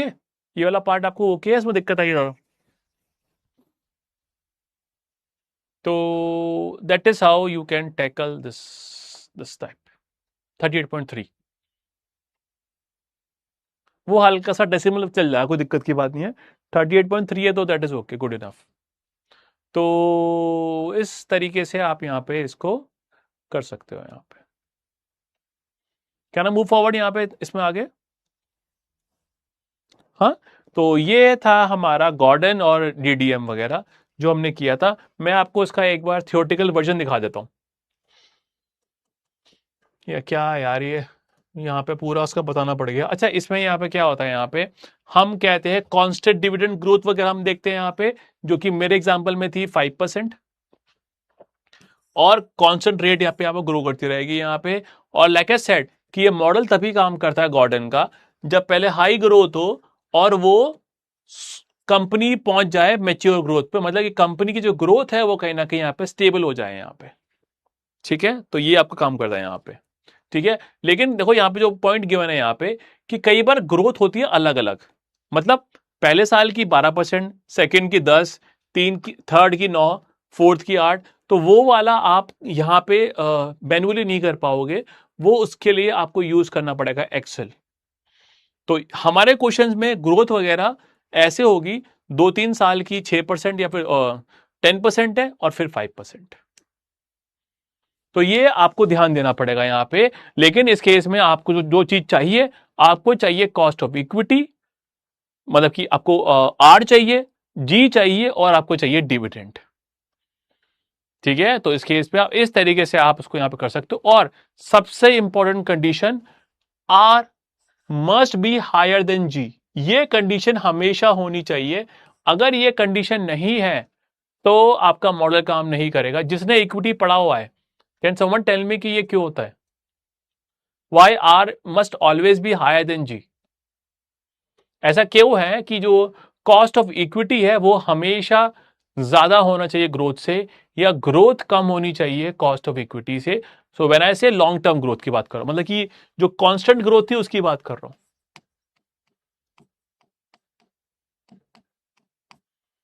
मैं खाली कांस्टेंट ग्रोथ की बात कर रहा हूं। ऐसा क्यों है? ये अब देखो क्या होता है, कॉस्ट ऑफ इक्विटी है कि आपका जो इन्वेस्टर कितना मांग रहा है। ये नहीं हो सकता कि कंपनी ग्रो कर रही है 15% पे फॉर एवर, कंपनी पूरी लाइफ ग्रो करेगी 15% पे और तुम मांग रहे हो 12%। ऐसा कभी नहीं हो सकता, ऐसा कभी नहीं हो सकता। बिकॉज अगर कंपनी ग्रो कर रही है ज्यादा, तो आपकी जो रिक्वायर्ड रेट है वो भी ज्यादा रहेगी। रिक्वायर्ड रेट, क्योंकि हम बात कर रहे हैं लॉन्ग टर्म की, लॉन्ग टर्म का जो कॉस्ट ऑफ इक्विटी है, जो आपका रिक्वायर्ड रेट है, वो हमेशा ज्यादा होगा ग्रोथ से, क्योंकि कंपनी ग्रो करे फॉर एवर, ठीक है, बहुत ज्यादा हाई रेट से ये पॉसिबल नहीं हो पाता। ठीक है, तो हमेशा कॉस्ट ऑफ इक्विटी ज्यादा होता है उससे। ठीक है,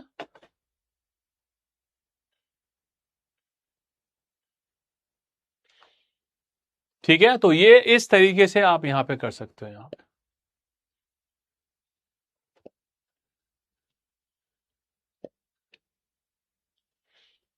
बताइए, दिस पार्ट इज ओके? हाँ, तो इस केस में यहाँ पे आप यहाँ पे इस तरीके से करने वाले हो क्वेश्चंस को यहाँ पे। अब मैं आपको एक और बताता हूँ चीज, जो कि अगेन वो भी भाई साहब जी पार्ट डेरिवेटिव्स का है। ठीक है, आज तो मैंने पूरा रफी यूज करा है।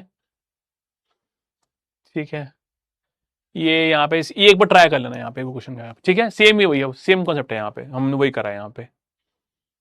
अच्छा, देखो ये यहाँ पे तो वो लिखा है, फॉर्मूला लिखा है, देखो डिविडेंड अपॉन आर माइनस जी, है ना?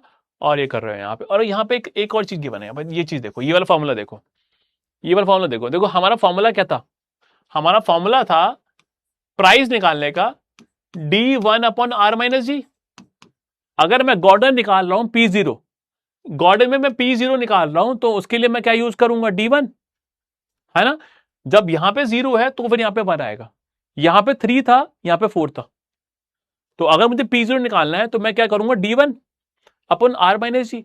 लेकिन क्या होता है कि हमारे कंपनी पैसा रेज करती है 3 तरीके से, प्रेफर शेयर्स, कॉमन शेयर्स और डेट। कॉमन शेयर की तरह ही होते हैं प्रेफरेंस शेयर्स, लेकिन प्रेफरेंस शेयर्स में फिक्स मिलता है डिविडेंड।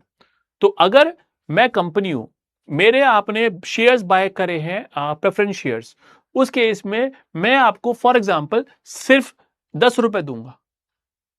जो मर्जी मैं प्रॉफिट कमाऊं, मैं सिर्फ आपको दूंगा 10 रुपए फिक्स, फॉर एग्जांपल। तो इस केस में, लेकिन जो कॉमन शेयर वाले होते हैं डिविडेंड, उनका डिविडेंड कांस्टेंट नहीं होता, वो बढ़ता रहता है। तो एक तरह से वो कंपनी के ओनर्स है।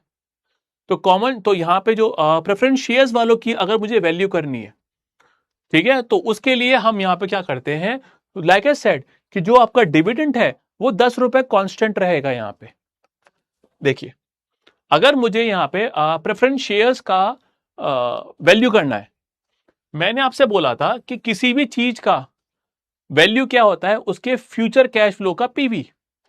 मैंने कहा अगर आपके पास मेरी कंपनी के प्रेफरेंस शेयर्स है तो मैं आपको 10 रुपए दे रहा हूं हर साल,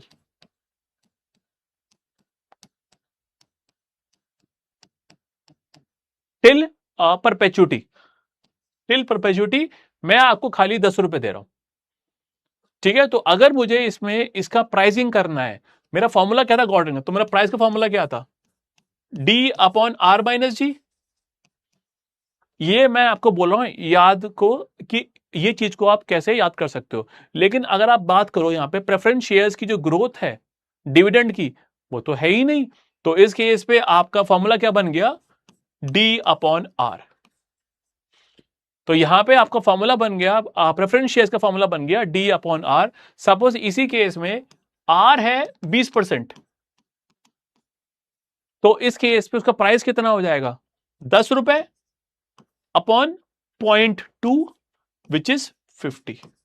तो इस तरीके से आप यहां पे प्रेफरेंस शेयर्स की वैल्यू निकाल सकते हो। That is a way in which you can compute the PV of preference shares, क्योंकि इसका फॉर्मूला होता है डी अपॉन आर। तो इस केस में यहां पे जो ग्रोथ है ही नहीं, ग्रोथ जीरो है, सिंपली आपने करा डिविडेंड अपॉन आर। अच्छा गाइस, प्लीज बताइए कि इसमें आपको समझ में आ रहा है या ऊपर से जा रहा है पूरा का पूरा आज। अगर पूरा ऊपर से जा रहा है तो मैं कुछ ट्राई करता हूं, लेकिन मैं बताऊं क्या होता है कि ये चीज आप जब आप वो करोगे ना, दोबारा करोगे, तब आपको ज्यादा क्लियर हो जाएगा यहां पे।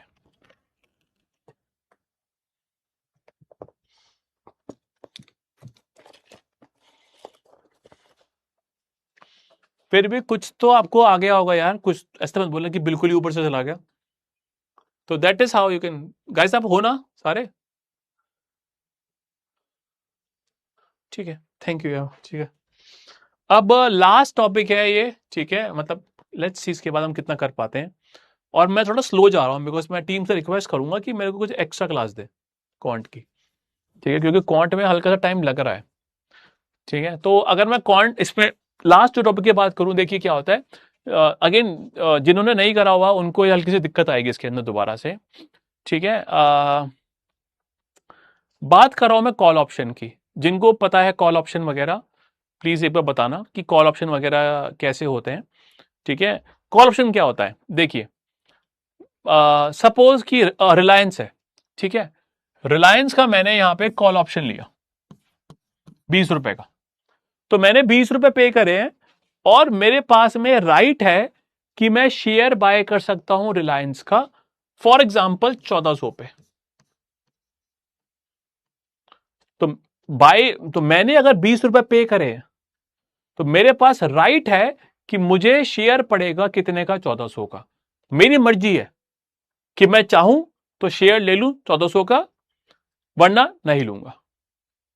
हाँ, ये शायद लास्ट टॉपिक है, कोई बात नहीं, क्योंकि ये मुझे पता है कि ये जो टॉपिक थोड़ा सा गंदे से हो रहे हैं यहाँ पे,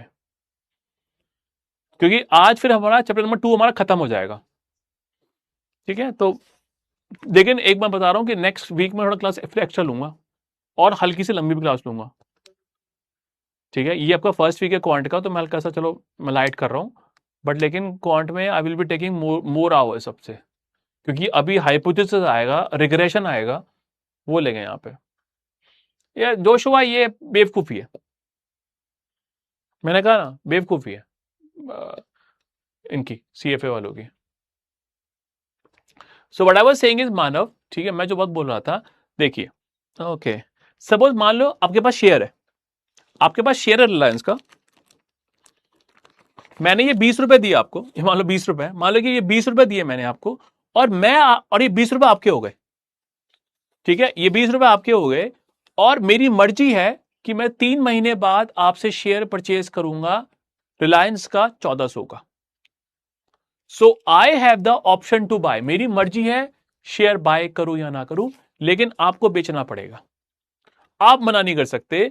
तो I have the option to buy, ये 20 रुपए पे करके मुझे यहां पे मिल गया, अधिकार मिल गया है कि मैं आपसे शेयर परचेज कर सकता हूं 100 रुपए का, सॉरी 1400 का। ठीक है, तो अगर शेयर हो गया 1600 का, मैं बाय कर लूंगा, लेकिन अगर शेयर हुआ 1200 का तो मैं बाय नहीं करूंगा। अगर मान लो शेयर हो गया 1600 का, तो जो शेयर बाजार में 1600 का है मुझे पड़ेगा सिर्फ 1400 का, मैं बाय करूंगा, बिल्कुल, फायदा 200। लेकिन अगर वही शेयर 1200 का है, मेरी मर्जी है बाय करूं या ना करूं, मैं बाय नहीं करूंगा, मेरे पास से पैसे कितने जाएंगे, मेरा फायदा कितने का, 0। ये मैंने निकाला है पे ऑफ, कि अगर मैं बाय करूंगा 200, बाय नहीं करूंगा तो 0। तो ये हमारा है पे ऑफ। बताइए हमारा ये वाला पार्ट ओके है?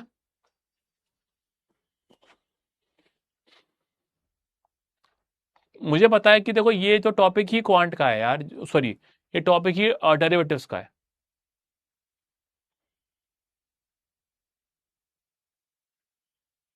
ये टॉपिक ही डेरिवेटिव्स का है, तो थोड़ा सा दिक्कत तो है यहाँ पे आप लोगों के लिए। This is very troublesome for you, for those guys who are doing it first time.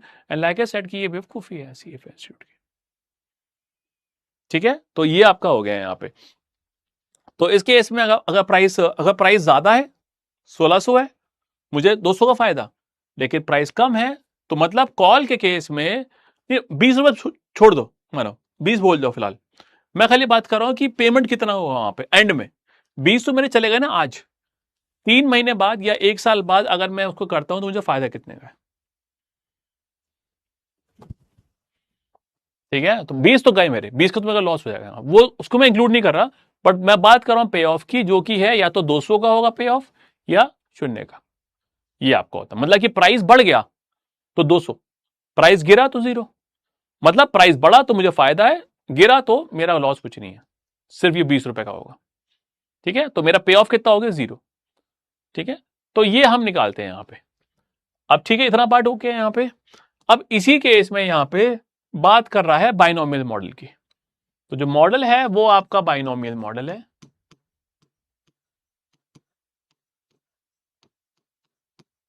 मैं चलो एग्जांपल सेम ही लेता हूं ताकि आपको इजी हो।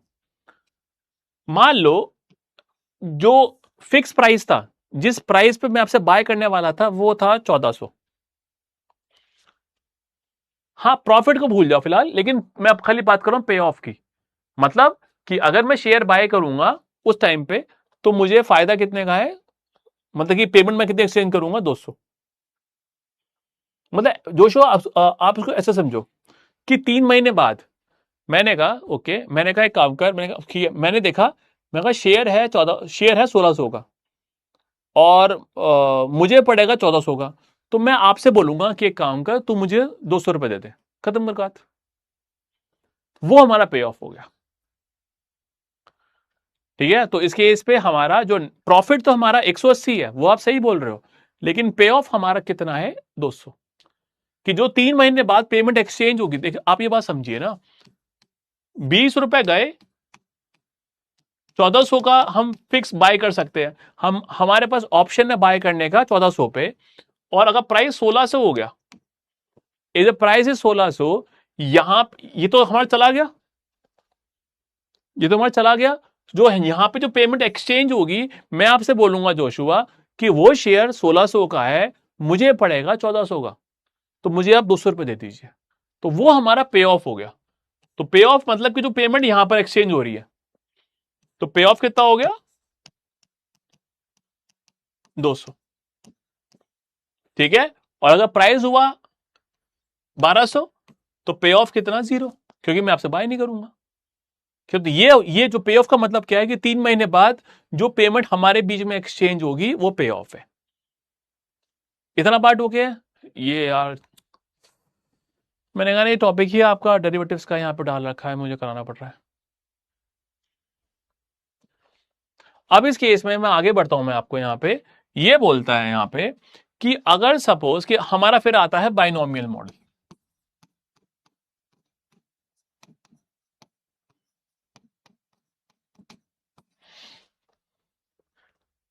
ठीक है, अब हमारा आता है बाइनोमियल मॉडल।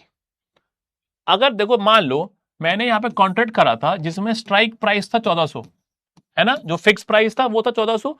मान लो यहां पे जो प्राइस है, जो यहां पे प्राइस है वो मान लो हैगा, चलो मान लो 1000 है। Let's take some easy numbers. तो मैंने कहा कि ये प्राइस 1000 रुपए आज है। ठीक है, अब ये प्राइस है या तो ऊपर जाएगा या फिर नीचे जाएगा। बाइनोमियल मॉडल ये बात करता है कि हमारा बाइनरी है, या तो ऊपर जाएगा या फिर नीचे जाएगा। अरे वो छोड़ो यार, सेल को मतलब यार प्रदीप रुक जाए वाला बात, क्योंकि अगर मैं सेल करूंगा कॉल ऑप्शन तो फिर बच्चे और कंफ्यूज हो जाएंगे यहाँ पे, बच्चे बहुत कंफ्यूज हो जाएंगे यहाँ पे, बच्चे घूम जाएंगे इसके अंदर वो, उसमें वहां पे मुझे मत लेके जा। ठीक है, बिल्कुल मत लेके जा वहां पे। ठीक है, क्योंकि यहाँ पे मैं बहुत सिंपल बताने की कोशिश कर रहा हूँ यहाँ पे। ठीक है, मैं I can go very very deep in options, मैं बहुत डीप जा सकता हूँ, बट फायदा कुछ नहीं है क्योंकि बच्चों को पता ही नहीं ऑप्शन क्या होते हैं। मतलब डेरिवेटिव्स क्वांट फिक्स्ड इनकम मेरा फेवरेट में से आता है। ठीक है, तो मुझे अगर कोई पढ़ाना हो सबसे पहले तो मैं पिक करूंगा डेरिवेटिव्स। ठीक है, तो उस पर मत लेके जाओ मेरे को। ठीक है, तो अब देखो यहाँ पे, क्योंकि ना देखो ये चीज दोबारा बात करेंगे प्रदीप, लेकिन उसमें बात करेंगे इन टॉपिक ऑफ डेरिवेटिव्स, इस पे नहीं। ठीक है, क्योंकि जो फर्स्ट टाइम पढ़ रहा है ना कॉल ऑप्शन, वो फिर वहां पे घूम जाएगा कि मैं क्या करा रहा हूं। तो इस केस में यहाँ पे हम यूज कर रहे हैं बाइनोमियल मॉडल। तो मैंने कहा कि अगर प्राइस 1000 रुपए आ जाए तो मैंने कहा या तो ये ऊपर जाता है या फिर नीचे जाता है, या तो ऊपर जाता है या फिर नीचे जाता है। ये आपका जाता है प्राइस, या तो ऊपर जाएगा या फिर नीचे जाएगा। अगर ऊपर गया, मैंने कहा प्राइस हो जाएगा 1.5 गुना। मतलब कि अगर ऊपर गया, अप गया, तो हो जाएगा 1.5 गुना, और डाउन हो गया तो 0.8। मान लो मैंने ऐसी बात बोल दी, ऊपर गया तो 1.5 गुना, मतलब आज के प्राइस का 1.5 गुना, और नीचे गया तो आज के प्राइस का 80%। तो अगर प्राइस 1000 है आज का, तो अगर स्टॉक प्राइस ऊपर गया तो हो जाएगा 1.5 गुना, मतलब 1500। हाँ या ना? और अगर नीचे गया तो हो जाएगा 80%, 800। इसको मैंने बोला एस प्लस, क्योंकि स्टॉक प्राइस अगर बढ़ा तो कितना पहुंच जाएगा, 1.5 गुना, 1500, लेकिन गिरा 80%, 800। बढ़ा 1.5 गुना, गिरा 80%, मतलब 0.8, 800। और मान लो कि मेरा स्ट्राइक प्राइस था चौथा 1400, ये मुझे क्वेश्चन में गिवन था। ठीक है, तो इस केस में अगर मान लो कि प्राइस 1500 है, प्राइस 1500 है, तो कॉल की वैल्यू कितनी हो जाएगी, कॉल का जो पे ऑफ कितना हो जाएगा, 100 रुपए। क्योंकि जो शेयर 1500 का है मुझे पड़ेगा 1400 का, क्या मैं खरीदूंगा? जी हां, पे ऑफ 100 रुपए। लेकिन गिरा, तो इस केस में जो शेयर 800 का है, क्या मैं परचेज करूंगा 1400 का? Answer is no. तो पी सी माइनस मेरा कितना हो गया, 0। इसका बताइए कि इतना पॉइंट आपको क्लियर है या नहीं है?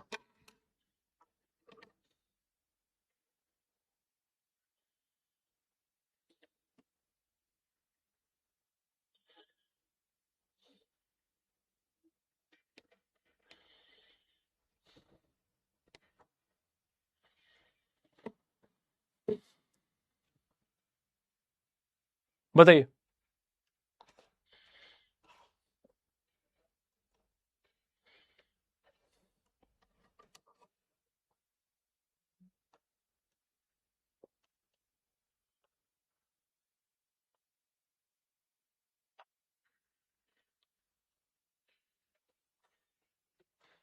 ठीक है।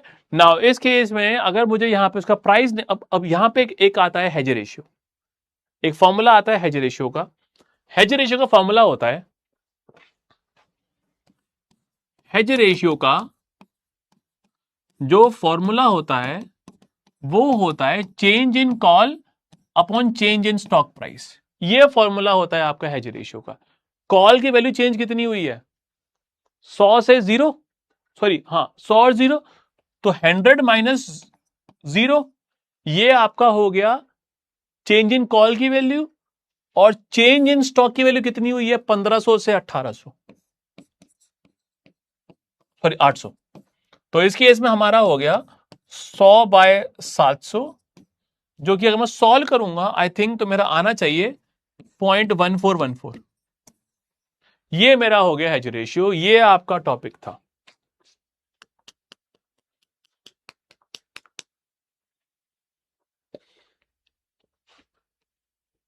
ये आपका टॉपिक था।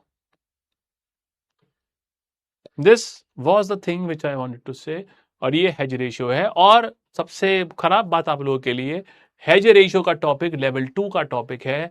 लेवल 1 में हेज रेशियो क्या है, कैसे काम करता है, मेंशन ही नहीं कर रखा।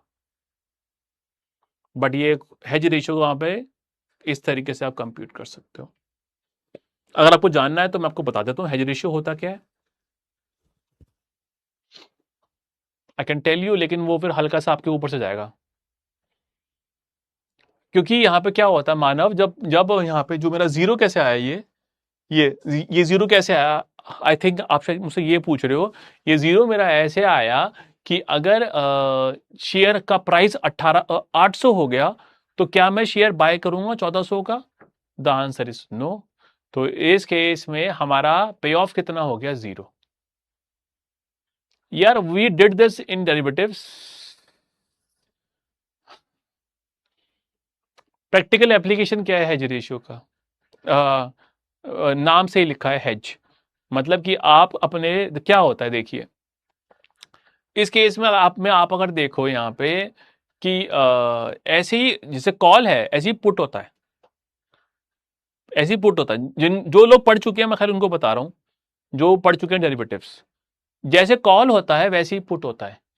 पुट में क्या होता है कि प्राइस के गिरने पे आपको फायदा होता है। कॉल में क्या है, प्राइस के बढ़ने पे आपको फायदा था। पुट में क्या होता है, प्राइस के गिरने पे आपको फायदा होता है ना।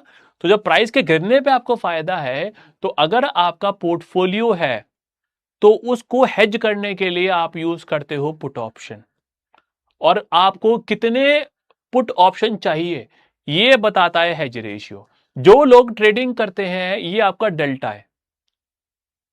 Hedge ratio is nothing but your delta. हाँ हाँ, मैं वही बता रहा हूं आपको भी यहां पे, कि इस केस में जैसे कि हमारा आया 0.1414, है ना। तो इसका मतलब क्या है, अगर मेरे पास, तो how do we use this यहां पे, अगर मेरे पास 100 शेयर्स है, इसका अब 100 शेयर्स है मेरे पास मान लीजिए, इसके रिस्क को कम करने के लिए मैं अगर इस 100 को डिवाइड कर दूं हेज रेशियो से 0.1414, है ना, तो ये आपका बन जाएगा 700। तो मतलब कि आपको 700 ऑप्शन चाहिए अपने शेयर्स के रिस्क को हेज करने के लिए। ये है आपका हेज रेशियो और ये है आपका delta. As a word says कि ये आपका हेजिंग के लिए यूज होता है यहां पे।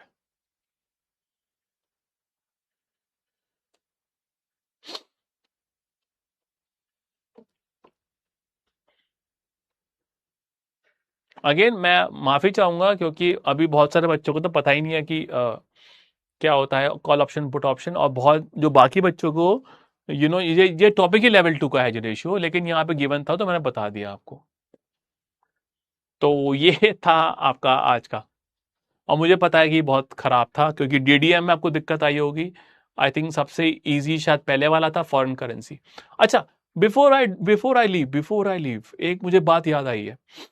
ठीक है, मैं वो क्वेश्चन करवाना चाहूंगा क्योंकि उसमें आप फंस सकते हो क्वेश्चंस में। एक क्वेश्चन, ये लास्ट क्वेश्चन इजी है। ठीक है, ठीक है, होपफुली इसमें से, क्योंकि जिनको इसमें दिक्कत आई है फिलहाल हेज रेशियो में, जब आप दोबारा करोगे ना डेरिवेटिव्स तो आपको इजी लगेगा। Once you do the topic for derivatives, ये आपको इजी लगेगा क्योंकि ये बनता डेरिवेटिव्स का ही है। अब मुझे आपको बताना है एक चीज, देखिए हमारा जो BA2 है, जो हमारा BA2 है वो एज्यूम करता है कि हमारे कैश फ्लो हो रहे हैं साल के एंड में। कल हमने एक क्वेश्चन करा था, मैंने आपसे बोला था कि मेरा लोन था 4 साल का मंथली, तो एन मेरा 48 था, इंटरेस्ट पर ईयर था मेरा 1%, लोन था, हाँ लोन था मेरा 4 लाख का, और एफ फी था मेरा 0। कुछ ही नंबर्स वगैरह आपको याद आए? हाँ, नाउ इस केस में अगर मुझे पीएमटी कंप्यूट करना है, मैं कंप्यूट कर सकता हूं। अगर मैं गलत नहीं तो उसका मेरा आंसर था कल 10533 के आसपास, ये मेरा कल मेरा आंसर था। ठीक है, नाउ नाउ नाउ इस केस में अगर मुझे यहां पे क्वेश्चन बोलता है कि ये हमको हमको पीएमटी निकालना है, लेकिन क्वेश्चन बोलता है कि जो आपकी पेमेंट ईएमआई है वो जा रही है साल के स्टार्टिंग में। द क्वेश्चन यहां पे हल्का तो घुमा रहा हूं मैं कह रहा हूं कि जो मेरी पेमेंट थी, ईएमआई थी, वो जा रही है साल मंथ के स्टार्टिंग में। तो उस केस में मैं कैसे कंप्यूट कर सकता हूं अपनी ईएमआई, ये मेरा क्वेश्चन है। मतलब कि इस केस में जो मेरे कैश फ्लो हो रहे हैं वो हो रहे हैं बिगिनिंग पे। ये कल मैं आपको बताना भूल गया था, और आई डोंट थिंक बुक वगैरह में भी ज्यादा मेंशन कर रखा है, लेकिन आप क्वेश्चंस करते हो तो उसमें ये चीज आ जाती है। मतलब हम नॉर्मली हम एज्यूम करते हैं कि अगर ये पीरियड है मेरे, पहला month, second month, third month, 4 month, 5th month and so on, अगर हम यहां पे एज्यूम करते हैं तो हम ये एज्यूम करते हैं यहां पे कि अगर कुछ भी गिवन ना हो तो आप यही एज्यूम करते हो कि कैश फ्लो हो रहे हैं मंथ के एंड में। लेकिन अगर आपको क्वेश्चन बोलता है कि कैश फ्लो आपके हो रहे हैं मंथ के स्टार्टिंग में, मतलब कि जो पहली पेमेंट है वो आपकी यहां पे जाएगी, दूसरी पेमेंट पहले साल के एंड में, मतलब कि दूसरे साल के स्टार्टिंग में। पहले साल का एंड इज सेकेंड ईयर का स्टार्टिंग, तीसरी पेमेंट यहां पे। तो इस केस में आपका यहां पे जो कंप्यूटेशन है, आपको अपने BA2 को चेंज करना पड़ेगा। आप क्या करोगे यहां पे इस केस में, आपको अगर आप चेक करोगे यहां पे अपने BA2 पे चेक करोगे, यहां पे मैं जूम नहीं कर सकता, पीएमटी के ऊपर हल्का सा लिखा हुआ येलो में BGN, पीएमटी के ऊपर। तो आपको यहां पे क्या करना पड़ेगा, यहां पे आपको अपने कैलसी को बिगिन मोड पे करना पड़ेगा। आपके अपने इस केस में आपको BA2 को बिगिन मोड पे करना पड़ेगा।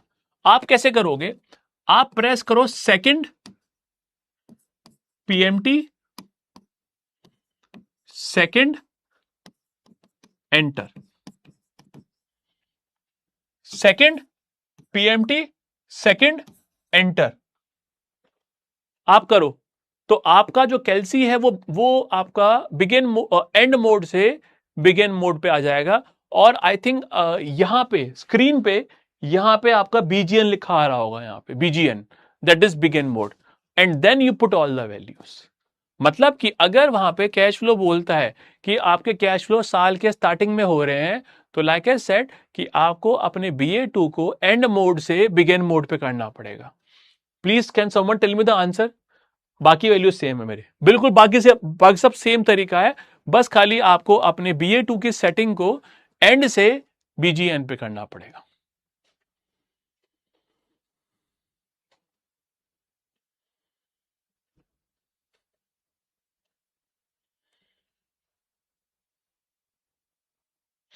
बताइए किसी का आंसर आया?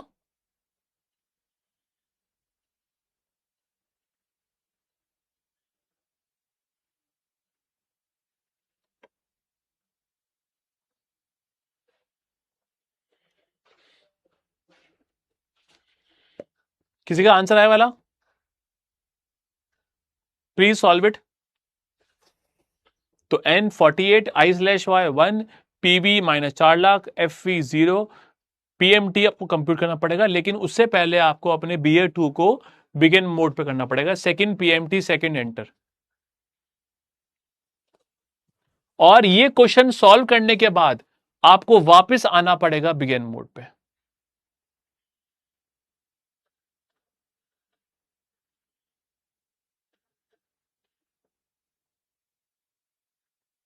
प्रथम कुछ आपसे गलती हुई होगी, पहले सेकंड PMT सेकंड एंटर कर, फिर वैल्यूज पुट कर, एन को पुट कर। हाँ, आ गया आंसर। मतलब हल्का सा अलग आंसर आ, लेकिन ठीक है, चलेगा, एक दो पॉइंट का फर्क है। 10428 या 429 हमारा answer approximately.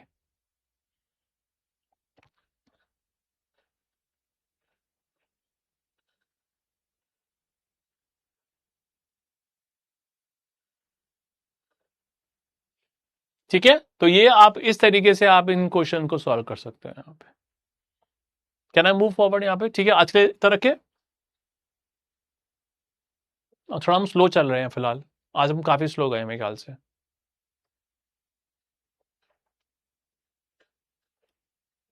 I think next class में चैप्टर नंबर 3 पूरा हमें कराना पड़ेगा।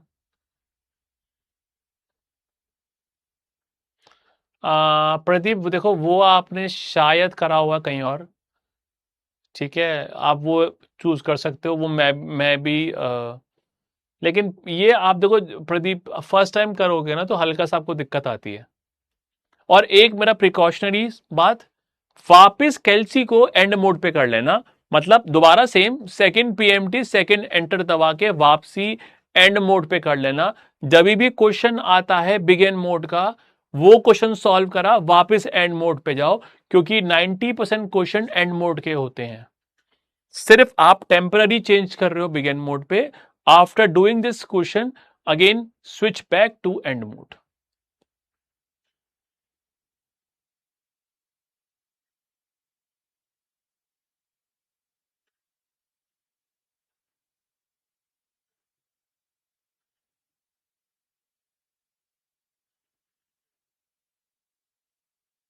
ठीक है, तो गाइस आज के लिए तो रखते हैं यहाँ पे। ठीक है, होपफुली आपको कुछ जो टॉपिक हमने करे थे कुछ आपको समझ में आ गया होगा। आज तो मैंने अपना यूज करा है, मैं तो नोट्स वगैरह कम ही यूज करें, ये हम नेक्स्ट क्लास में करेंगे फिर। ठीक है, ठीक है गाइस, आज के लिए इतना ही है। ठीक है, कुछ डाउट वगैरह है?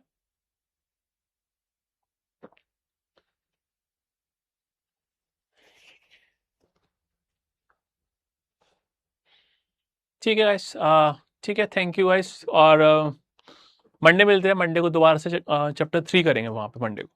ठीक है, बाय, गुड नाइट।